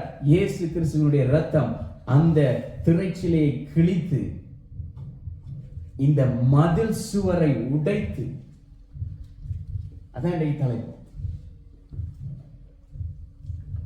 இந்த ரெண்டு திறத்தாரையும், எந்த ரெண்டு திறத்தாரையும்? அந்த வசனம் தான் கொஞ்சம் வாசிக்க கஷ்டம். இரு திறத்தாரையும் அப்படின்னா இரு திறத்தாரையும், வேலிக்கு அந்த பக்கம் நிற்கிறவர்களையும் வேலிக்கு இந்த பக்கம் நிற்கிறவர்களையும் இந்த வேலியை கலட்டி விட்டுட்டு ஜாயிண்ட் ஆக்கி விட்டுட்டார். இப்ப யாராவது ஒரு யூதன் வந்து உங்கள்கிட்ட, நான் தான் ஆபிரகாமின் சந்ததின்னு சொன்னா, அவனுக்கு முன்னால நீங்க போய் நின்று கொண்டு நானும் ஆபிரகாமின் சந்ததி தான் சொல்ல முடியும். அந்த மதில் சுவர் இருக்கு வரைக்கும் தான் நீ அப்படி. இப்ப அந்த மதில் சுவரே இல்லை. இப்ப நீயும் நானும் ஒன்று, நீயும் நானும் ஒன்றா இருக்கிறோம். ஏன்னா இந்த மதில் சுவர் இருக்கும் வரைக்கும் தான் உனக்கு அந்த வீராப்பு இருந்தது, அந்த மதில் சுவர் இருக்கும் வரைக்கும் தான் அந்த அதிகாரம் இருந்தது, அந்த தைரியம் இருந்தது. இப்ப அந்த மதில் சுவரே இல்லை, பிறகு எப்படி நீயும் வேற நான் வேறன்னு சொல்ல முடியும்? நானும் அங்க வர முடியும், நீயும் இங்க வர முடியும். அதைத்தான் தேவன் மாற்றினார். ஆமென். தலைப்பை போடுங்க. யூதர்கள் மாத்திரமல்ல, நாங்களும் தேவனுடைய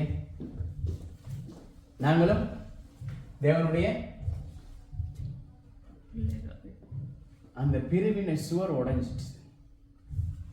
எப்ப இயேசு கிறிஸ்து சிலுவையில தொங்கினாரோ அந்த நேரமே அவர் எங்களுக்காக செய்து முடித்த காரியத்துல மிகவும் முக்கியமான காரியம், அந்த சுவரை அடிச்சு நொறுக்கி தகர்த்து விட்டுட்டு திரைச்சிலை ரெண்டா கிழிச்சிட்டு அவர் சொல்லுகிறார், come on to me, I will give you the rest, I will give you rest. வருத்தப்பட்டும் சாரம் சுமக்கிறவர்களே, நீங்கள் எல்லாரும் என்னிடத்தில் வாருங்க. நீங்க யாரா இருந்தாலும் சரி, எப்படிப்பட்ட காரியமா இருந்தாலும் சரி, அதான் நாங்கள் பாடணும், யாரா இருந்தாலும் சரி, அவர் 2 கரங்களை நீட்டி உங்களை அழைக்கிறார். வாரதும் வராததும் எங்களுடைய பொருள். அல்லேலூயா, ஆமென். இப்ப மத்தேயு 15வது அதிகாரம் திரும்ப வர. இப்ப இந்த ஒரு ஸ்திரீ இயேசுவிடத்துல மகள் இறந்துட்டான். எப்படி? பிசாசினால் அலக்களிக்கப்பட்டு மிகவும் கொடிய வேதனைப்பட்டு. ஆனா இந்த பெண் யாரு தெரியுமா? இயேசு கிறிஸ்து ஆபிரகாமின் சந்ததியில வந்து 100% ஒரு யூதனா இருக்கிறார்.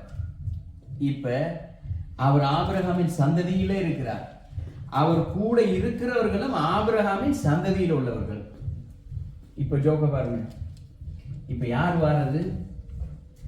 சம்மந்தமே இல்லாத ஒரு ஸ்திரீ வந்து அந்த இடத்துல அவருடைய பாதத்துல வந்து எப்படி இருக்கு யோசி பாருங்க. இந்த இடத்துல கூடியிருக்கிறவர்கள்லாம் மகா மேதைகள். திடீர்னு ஒருத்தன் வந்து அந்த தலைவருடைய காலம் எப்படி நோண்டி நோண்டி ப்ளீஸ் ப்ளீஸ் எப்படி இருக்கும்? இப்ப இந்த ஸ்திரீ வந்து என்ன தெரியுமா செய்றா?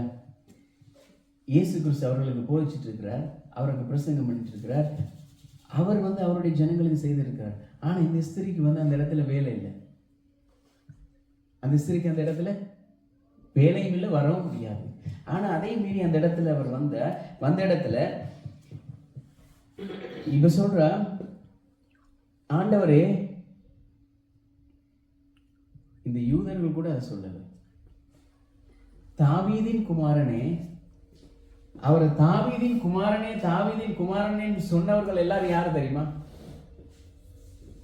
தன்னுடைய இனத்தார் சொல்லல, தன்னுடைய ஜாதிக்காரர் ஒருத்தருமே சொல்லல. அவரை நீ ஆபிரகாமின் சந்ததின்னு சொல்லி தாவீதுடைய குமாரன் சொல்லல. ஆனா இப்ப வெளி மனுஷன் சொல்லுகிறான், அன்றைக்கு எப்படி இஸ்ரவேல் ஜனங்கள் வனாந்தரத்திலே போகிற பொழுது தேவனுடைய வல்லமையை தெரியாத முட்டாள்களா இருந்தார்களோ, அதே நேரத்துல அந்த எரிகோ மதில்களின் மேல் இருந்ததான அந்த ராகாப் எனும் வேசி தேவனுடைய வல்லமை, தேவன் யார் என்பதை தெரிந்திருந்தார். அது போலதான் இப்ப இந்த இடத்துல இந்த ஸ்திரீ என்ன தெரியுமா செய்கிறார்? இந்த இடத்துல அவரை சுத்தி கூடி இருக்கிறவர்களை விட இந்த ஸ்திரீக்கு தெரிகிறது, இவர் தாவீதின் குமாரன், தேவன் ஆண்டவர், இவர் சர்வ வல்லமை உள்ளவர் என்பதை அவர் அறிந்திருந்தால் இப்ப அவர் சொல்லுகிறார், தாவீதின் குமாரனே எனக்கு இரங்கும். தயவு செய்து இப்படிதான் நெஞ்சிருப்பா, பிளீஸ் தயவு செய்து ஒரு கொஞ்சம் இறக்கம் காட்டுங்க. எனக்கு தெரியும் நான் உங்களிடத்துல வரக்கூட முடியாது, தகுதியே இல்லை. ஆனா அவள் சொல்றாள், ஆண்டவரே ஒரு கொஞ்சம் நீங்க மனசு வச்சா, ஒரு கொஞ்சம் மனம் இறங்குனா இந்த அசுத்த ஆவியில பிடிச்சிருக்கிறதா என்னுடைய மகள் குணமாயிடுவாள்.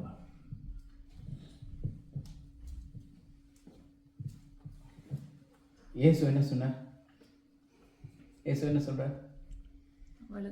அவளுக்கு பிரயோஜனமா அவர் ஒரு வார்த்தையும் சொல்லவில்லை. அப்பொழுது அவருடைய சீஷர்கள் வந்து, இவள் நம்மை பின்தொடர்ந்து கூப்பிடுகிறாளே, இவளை அனுப்பிவிடும் என்று அவரை வேண்டிக் கொண்டார்கள். அதற்கு அவர், காணாமற் போன ஆடுகளாகிய இஸ்ரவேல் வீட்டாரிடத்துக்கு அனுப்பப்பட்டேனே அன்றி மற்றபடி அல்ல.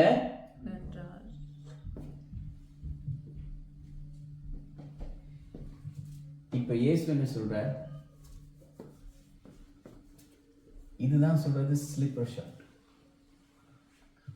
ஒரு கூட்டம் அவருக்கு பின்னால் இருந்து சொல்லுது, இங்க பாருங்க, இந்த பெண் வந்து எங்களை பின்ன ஃபாலோ பண்ணிட்டு வரா. ஆண்டவரே, எனக்கு ஏதோ சந்தேகமா இருக்குது, இவள் யாரோ தெரியாது, எங்களை கடத்துறதுக்கோ எங்களுக்கு குண்டு வைக்கிறதுக்கோ வந்துட்டு இருக்கிறா, எங்களுக்கு பின்னுக்கே ஸ்பை போல வந்துட்டு இருக்கிறா. இப்படிதான் சொல்லியிருப்பார்கள். ஆண்டவர் என்ன தெரியுமா சொல்றாரு அவங்களை பார்த்து?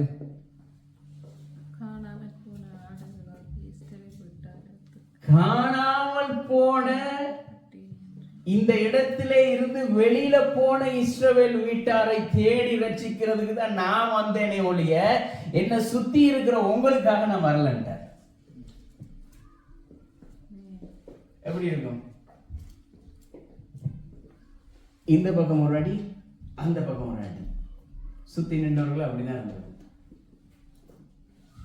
அவர்கள் நினைச்சிருப்பார்கள், நீங்க இத சொன்னதை விட உங்களோட காலில் போட்டிருக்கிற செருப்படுத்த எங்களை அடிச்சிருந்தா இதை விட நல்லா இருந்திருக்கும். நான் உங்களுக்காக வரல, காணாமல் போன அவர்களுக்காக தான் வந்தேன் என்று சொல்ற பொழுது அதை போல வெட்கம் அவர்களுக்கு எதுவுமே இல்லை. இப்ப என்ன திரும்ப நடக்குது? அவள் வந்து எனக்கு உதவி செய்யும். ஆனா அவரை விடுற மாதிரியே இல்லை. இவங்க ஒன்று சொல்ல, இவர் அவர்களுக்கு ஒன்று சொல்றாரு. ஆனா இந்த ஸ்திரீ என்ன திரும்ப செய்யறா? அவட வேலையில அவ கண்ணும் கருத்துமா இருந்துட்டு இருக்கிறா. என்ன செஞ்சுட்டு இருக்கிறா? ஆண்டவரே ப்ளீஸ் ப்ளீஸ் ப்ளீஸ், அவரை ப்ளீஸ் பண்ணி கொண்டே இருக்கிறா. அவரிடத்துல வந்து பணிந்து கொண்டு அவர் அவனை நோக்கி, ஆண்டவரே எனக்கு உதவி செய்யுங்க. இயேசு அவளை அப்ப நோக்கி சொல்றார். இப்ப மறுபடியும் அவளை பார்த்து இப்ப திரும்ப வேற ஒரு வார்த்தை சொல்றார். பிள்ளைகளுக்கு கொடுக்குற அப்பத்தை எடுத்து நாய்க்கு போட முடியுமா? ஆனா இன்றைய உலகம் என்ன திரும்ப செய்யுது? பிள்ளைகளுக்கு கொடுக்குற சாப்பாடு எடுத்து நாய்களுக்கு போட்டுட்டு இருக்குது. பிள்ளைகளுக்கு உடுப்பு வாங்குறோமோ இல்லையோ, பிள்ளைகளுக்கு நல்ல ஷூ வாங்குறோமோ இல்லையோ, இந்த நாய்களுக்கு என்ன திரும்ப நடக்குது? பிள்ளைகளை எமர்ஜென்சியில கூட்டி கொண்டு போயிட்டு 2 hours 3 hours ஸ்பெண்ட் பண்றதுக்கு கஷ்டப்படுகிறார்கள். ஆனா இந்த நாய்க்குட்டியை கொண்டு போய் வெட்டனரி ஹாஸ்பிட்டல்ல வச்சு $5,000 $6,000 ஸ்பெண்ட் பண்றாங்க. பிள்ளைகளுக்கு இலவச மருத்துவம், நாய்களுக்கு $5,000. ஆமென். ஆனா இயேசு சொன்னார், பிள்ளைகளுக்கு போடுற சாப்பாடு இது என்னுடைய ஜனங்கள், என்னுடைய பிள்ளைகளுக்கு போடுற சாப்பாடை நான் எப்படி உனக்கு கொடுக்கிறது? அதாவது இந்த யூதர்களுடைய முறைமையிலே சொல்றார், நீங்கள் ஒதுக்கப்பட்ட ஜாதிகள், நீங்கள் நாய்கள் என்று கருதப்படுகிறவர்கள். அவர் அந்த இடத்துல அதை சொல்ல வேண்டிய அவசியமே இல்லை. ஆனா அவர் சொன்னதுக்கு காரணம் என்ன தெரியுமா? அவருக்கு தெரியும் அவளிடத்துல இருக்கிற அந்த விசுவாசத்தை அவர் அறிந்திருந்தார். இந்த விசுவாசம் இப்ப வேலை செய்ய போகிறது. இந்த விசுவாசம் வேலை செய்யும் பொழுது நான் இவளுக்கு இப்படி சொன்ன இந்த வார்த்தையை விட அவளுடைய விசுவாசம் பெருசா இருக்க போகுதுன்னு அவர் தெரிஞ்சிருந்தார். ஆமென். அவர் என்ன தெரியுமா சொல்றார்? அப்ப அந்த ஸ்திரீ சொல்றார், ஆண்டவரே, அந்த காலத்து நாய்க்குட்டிகள் சரியா, பிள்ளைகள் சாப்பிட்டு விழுகிற அந்த தூள் பருக்கைகளையாவது இந்த நாய்க்குட்டி சாப்பிடுதானே. நீங்க இஸ்ரவேலுக்கு கொடுக்கிற இந்த சத்தியம் இருக்குதானே, இந்த சுவிசேஷம் இருக்குதானே, இந்த சுவிசேஷம் அப்படியே கொஞ்சம் வெளியில சிதற நேரம் அந்த சிதற வசனத்தை நாங்க பிடிச்சு கொண்டு நாங்களும் சாப்பிடலாம் தானே. இதான் அவருடைய விசுவாசம். நீங்க அவர்களுக்கு தான் போதிக்கிறீங்க. அவர்களுக்கு நீங்க போதித்தும் அற்புதங்களை செய்தும் அடையாளங்களை செய்தும் அவர்கள் அதை பெற்றுக்கொண்டு சந்தோஷமாய் இருக்கிற மாதிரி தெரியல.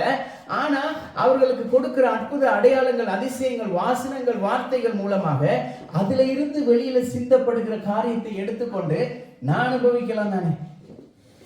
விழுகிற இந்த சாப்பாட்டை எடுத்து நான் சாப்பிடலாம் தானே. அப்ப இயேசு சொன்னார்,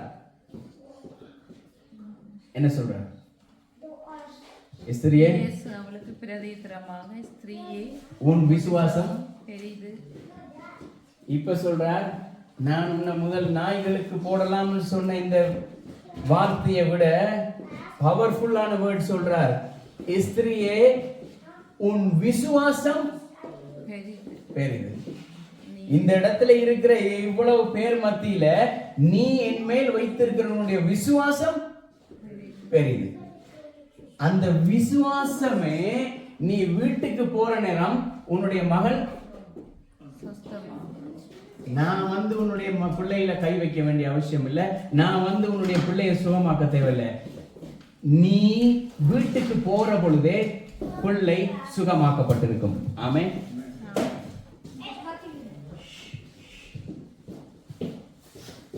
இன்றைக்கு யூதர்கள் அவரை மேசியா என்று ஏற்றுக்கொள்ளல, ரட்சகர் என்று ஏற்றுக்கொள்ளல. ஆனா புறஜாதிகளாகிய நாங்க இப்ப போய் சொல்றோம், ஆண்டவர்கிட்ட போயிட்டு என்ன தெரியுமா சொல்றோம்? ஆண்டவரே, கீழே விழுகிற சாப்பாட்டையாவது நாங்க சாப்பிடலாம் தானே. அவர் என்ன தெரியுமா சொன்னார்? நீ ஏன் கீழே விழுகிறத சாப்பிடுற?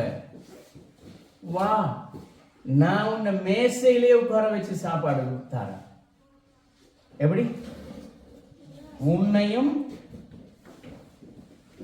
இந்த மேசையில் உட்கார வைத்து இவர்களோடு போஜனம் பண்ணும்படியாக நானும் உன்னை வைக்கிறேன்னு சொல்லி இருந்ததான அந்த சுவரை உடைச்சி நொறுக்கிட்டு அவர் என்ன தெரியுமா செஞ்சார்?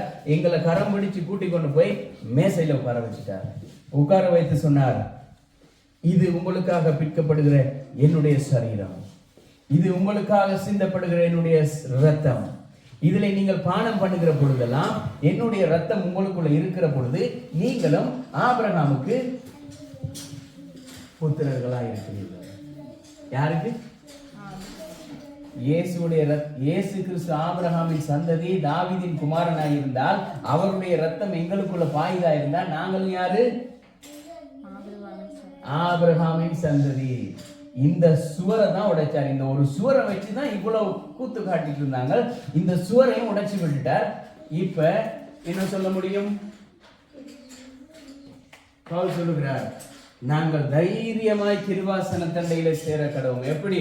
நெஞ்சை நிமித்தி கொண்டு போய் நாங்களும் ஆபிரகாமின் சந்ததி தான். எப்படி? நாங்களும் ஆபிரகாமின் சந்ததி தான். இப்ப என்ன? எங்களுக்காக அவர் அவருடைய ரத்தத்தை சிந்தி எங்களையும் சேர்த்துட்டார். யாரும் ஒன்றும் சொல்ல முடியாது. ஆமென். எல்லாரும் எழுந்திருப்போம். அப்படி சமூகத்திலே நான் சொல்லுவோம், கர்த்தாவே, புழுதியில் இருந்த, குப்பையில் இருந்த, அடிமைத்தனத்தில் இருந்த எங்களை மீட்டெடுத்து ராஜாக்களோடும் அதிகாரிகளோடும் செல்வந்தர்களோடும் படித்தவர்களோடும் மேதைகளோடும் எங்களை உட்கார வைத்து அழகு பார்க்கிறீரே. எங்களை அழகு பார்க்கிறார். அப்படிதான் அழகு பார்க்கிறார். எப்படி அழகு பார்க்கிறார்? குப்பையில இருந்த எங்களை கொண்டு வந்து மேசையில உட்கார வச்சு நாங்க சாப்பிடுற அழகை அவர் பார்க்கிறார். நாங்க குடிக்கிற அழகை அவர் பார்த்துட்டு இருக்கிறார். எப்படி குடிக்கிறோம், எப்படி சாப்பிடுறோம்? அவருடைய மன்னாவை நாங்கள் எப்படியெல்லாம் சாப்பிடுறோமோ, ருசித்து ருசித்து ருசித்து அனுதினமும் ஒவ்வொரு நாளும் ஒவ்வொரு நேரமும் ஒவ்வொரு நிமிஷமும் அவருடைய மன்னாவை நாங்கள் எப்படி புசிக்கிறோம் என்கிறத பார்த்து அவர் மகிழ்ச்சி அடைகிறார். ஆமென். இதைத்தான் அவர் சொன்னார், என்னை விசுவாசிக்கிறவனுக்கு என்னத்தை கொடுப்பாராம்? மறைவான். இப்ப எப்படி தெரியுமா தரார்? அவங்களுக்கெல்லாம் சாப்பாடை வச்சுட்டு இப்போ ஒரு மறைவான மண்ணா கொடுக்குறாரு. எப்படி மறைவான மண்ணா? அவனுக்கு அது வேணான்னு சொன்னபடியா அவர் அதை எடுத்து ஒளிய வச்சிருந்து எங்களுக்கு தந்துட்டே இருக்கிறார். ஒவ்வொரு நாளும் கள்ளத்தையும் தந்துட்டு இருக்கிறார். எப்படி தர? அவருடைய வசனத்தினால. அவர்களுக்கு கிடைக்காது, ஆனா எங்களை அவர் என்ன திரும்ப செய்யறார்? ஒவ்வொரு நாளும் கொண்டு கொடுத்துட்டே இருக்கிறார். அவங்களுக்கு வருஷத்துல 3 நாள் தேவாலயத்துக்கு போகலாம், எங்களுக்கு ஒவ்வொரு நாளும் போகலாம், ஒவ்வொரு மணித்தியாலமும் போகலாம். 365 நாள் நிக்கலாம், 24 மணித்தியாலமும் தேவாலயத்தில் நிக்கலாம். அவருடைய வார்த்தையில எங்களால் அவருக்கு பேசிக்கொண்டே இருப்பார். ஆமென். பிதாவே, உங்களுக்கு நன்றி செலுத்துகிறோம் இயேசுவின் நாமத்தினால். இது நீங்கள் உண்டு பண்ணிய நாள், இதில் மகிழ்ந்து களி கூறும்படியாக நீர் எங்களை இந்த இடத்துல அழைத்து வந்திருக்கிறீர்கள். அதற்காக உங்களுக்கு நன்றி செலுத்துகிறோம். உம்முடைய வசனம் தேனிலும் மதுரமாய் இருக்கிறது. அது தெளிதேனிலும் சுவையுள்ளதா இருக்கிறதப்பா. நீர் எங்களுக்கு வைத்திருக்கிற இந்த மன்னாவை கொண்டு அனுதினமும் எங்களை போஷிக்கிறீர். நீர் அனுதினமும் எங்களை நடத்துகிறீரப்பா. தேவைகளை சந்திக்கிறீரப்பா. கர்த்தாவே, மற்றவர்கள் ஆச்சரியப்படத்தக்க விதமாய் நீர் எங்களுடைய பந்தியை நீர் ஒவ்வொரு நாளும் நீர் உயர்த்தி கொண்டே இருக்கிறதுக்காக உங்களுக்கு நன்றி செலுத்துகிறோம்ப்பா. கர்த்தாவே, உம்முடைய பிள்ளைகள் ஒவ்வொருவரையும் உடைய கிருபையுள்ள கரங்களில் ஒப்புக் கொடுக்கிறோம். உம்முடைய பிள்ளைகளை தொடுங்க. உம்முடைய பிள்ளைகளை நீங்கள் தொட்டு சுகமாக்குகிறதுக்காக உங்களுக்கு நன்றி செலுத்துகிறோம். அவருடைய தேவைகள் சந்திக்கப்படட்டும். அவருடைய தேவைகள் சந்திக்கப்படும்படியாக ஜெபிக்கிறோம். ஒவ்வொரு பிள்ளைகளையும் இயேசுவின் நாமத்தினால் ஆசீர்வதிக்கிறோம் அப்பா. ஒவ்வொரு பிள்ளைகளையும் தேவனுடைய ஆசீர்வாதத்தையும் சந்தோஷத்தையும் சமாதானத்தையும் சுகத்தையும் பெற்றுக்கொள்வார்கள் அப்பா. இந்த இடத்துல வந்த ஒவ்வொரு பிள்ளைகளும் இயேசு கிறிஸ்துவின் நாமத்தினாலே ஆசீர்வதிக்கிறோம் அப்பா. அவர்களுக்கு உம்முடைய நீர் முகத்தை நீர் பிரசன்னமாக்கி உம்முடைய முகத்தை அவர்கள் மேல் பிரகாசிக்க செய்கிறதுக்காக உங்களுக்கு நன்றி செலுத்துகிறோம். இந்த பிரகாசமானது வெளியிலே இவர்கள் செல்லுகிற பொழுது மற்றவர்களுக்கு ஒளி தரக்கூடிய விதமாய் நீர் இவர்களை நீர் பயன்படுத்துகிறதுக்காக நன்றி செலுத்துகிறோம். இயேசுவின் நாமத்தினால் ஒப்பு கொடுத்து எல்லா ஆசீர்வாதத்தையும் சுகத்தையும் ஜெயத்தையும் வல்லமையும் பெற்றுக் கொள்கிறோம். ஜீவனுள்ள நல்ல பிதாவே, ஆமென். ஹல்லேலூயா. லக்ஷன், நாங்கள் எல்லாரும் லக்ஷனுக்காக ஜெபிக்க போகிறோம்.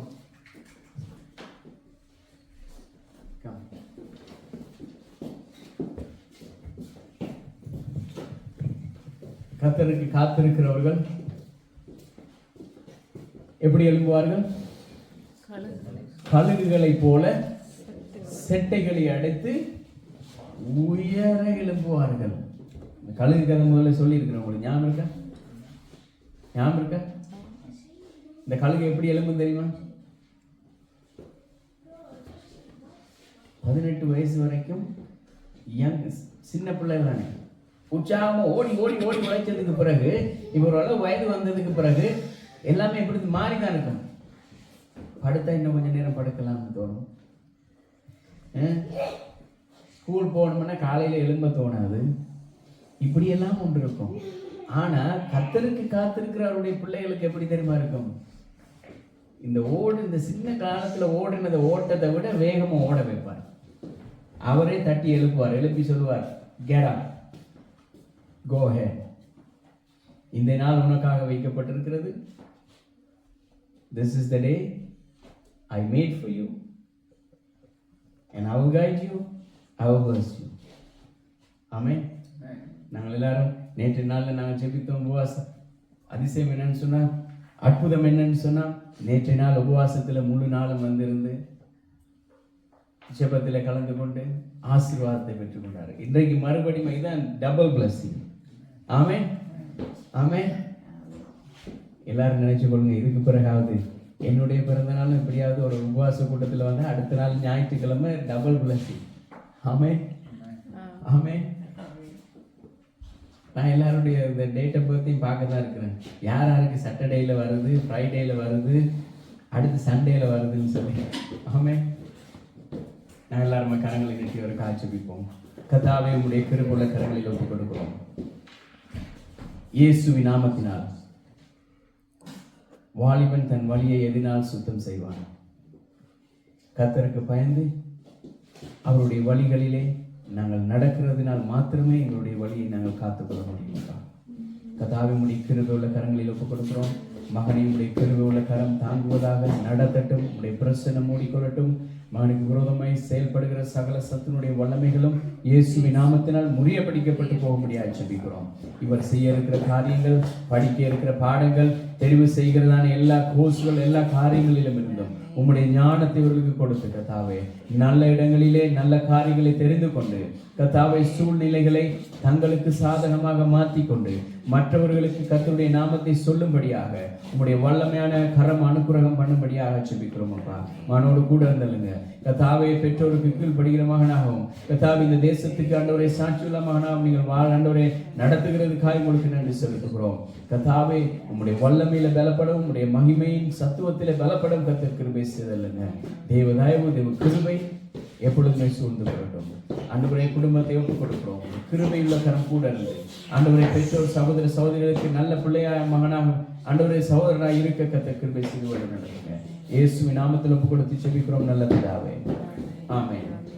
ஆமென். அல்லேலூயா. வழமை போல வெள்ளிக்கிழமை பைபிள் ஸ்டடி இந்த இடத்துல நடக்கிறது. நான் சொல்லி கொண்டு தான் இருக்கிறேன். வருகிறவர்கள் தான் வந்து கொண்டிருக்கிறாங்க. மற்றவர்களுக்கு அதை பற்றி கவலையே இல்லை. நான் ஒன்றும் செய்ய முடியாது. நாங்கள் ஒன்றும் செய்ய முடியாது. ஏன்னு சொன்னால் தேவன் சொல்லுகிறார், தாகம் உள்ளவன் மேல் தண்ணீரை ஊற்றுகிறார். தாகம் உள்ளவர்கள் மேல் தான். தாகம் இல்லாதவனுக்கு தண்ணி தேவையில்லை. பசி இல்லாதவனுக்கு. இன்னைக்கு எத்தனை பேர் பசியோட இந்த இடத்துல வந்தார்களோ தேவன் போஷிக்கிறார். எத்தனை பேர் தாகத்தோடு வந்தார் அவர்களுக்கு தாகத்தை தீர்க்கிறார். பசி இல்லாதவர்களுக்கு வீட்டில இருந்து சோறை சமைச்சு சாப்பிட வேண்டியதுதான். ஆமென். மறைவான மண்ணை கிடைக்காது. அல்லேலூயா. அது போல வளம் போல ஆராதனைகள் 11:30 இந்த இடத்துல நடக்கிறது.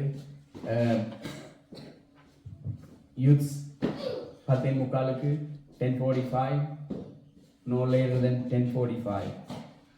Okay, come before 5 minutes early, 10 minutes early. Okay, கர்த்தர் உங்களை ஒருவரையும் ஆசீர்வதிப்பாராக. வருகிற வாரம் முதலாவது ஞாயிற்றுக்கிழமை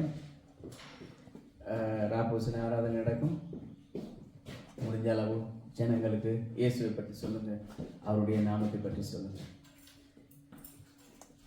கர்த்தருடைய ராஜ்யத்துக்காக அவருடைய ஊழியங்களுக்காக கொடுக்குறவங்க இந்த இடத்துல பாக்ஸில் கைகளை நீட்ட முடியும். கர்த்தர் ஆசீர்வதிப்பார். நாங்கள் எல்லாருமே கண்களை மூடி நாங்கள் தேவனுடைய ஆசீர்வாதத்தை பெற்றுக்கொள்வோம். கர்த்தாவே, இயேசுவின் நாமத்தினால் மறுபடியும் நம்முடைய சமூகத்தில் வந்து செபிக்கிறோம். நீங்கள் நம்முடைய கிருபையின் கரத்தை நீட்டி எங்களை ஆசீர்வதிக்கிறதுக்காக நன்றி. தேவைகள் சந்திக்கப்படட்டும், குறைவுகள் நிறைவாகட்டும். படிக்கிற பிள்ளைகளுக்கு உங்களுடைய ஞானத்தினால் நிரப்பியல்லுங்க. வேலை செய்கிறவர்களுக்கு வேலைகளிலே நல்ல உயர்வுகளையும் கட்டளையிடுங்க. கர்த்தர் அதிசயங்களை அற்புதங்களை செய்தலும்படியாக செபிக்கிறோம். பலவீனமாய் சோர்வுற்ற நிலைமையில் இருக்கிற ஒவ்வொருவரையும் பலப்படுத்துங்க, உற்சாகப்படுத்துங்கப்பா. கர்த்தருடைய கரம் கூட இருந்து நடத்தும்படியாக செபிக்கிறோம். உங்களுடைய வல்லமுள்ள கரம் அவர்கள் மேல் நிழலிடட்டும் அப்பா. இயேசுவின் நாமத்தில் ஒப்புக்கொடுத்து செபிக்கிறோம் நல்ல பிதாவே. ஆமென். எல்லாருமே சேர்ந்து சொல்லுவோம். என் ஆத்துமாவே கர்த்தரை ஸ்தோத்திரி, என் முழு உள்ளமே அவர் பரிசுத்த நாமத்தை ஸ்தோத்திரி. என் ஆத்துமாவே கர்த்தரை ஸ்தோத்திரி, அவர் செய்யும் சகல உபகாரங்களையும் மறவாதே. நம்முடைய கர்த்தராகிய இயேசு கிறிஸ்துவினுடைய கிருபையும் தேவனுடைய அன்பும் பரிசுத்த ஆவியானுடைய அந்யோன்ய ஐக்கியமும் எங்கள் அனைவரோடும் கூட இருந்து நடத்துவதாக. ஆமென். ஆமென். அல்லேலூயா. கர்த்தர் ஒருவரே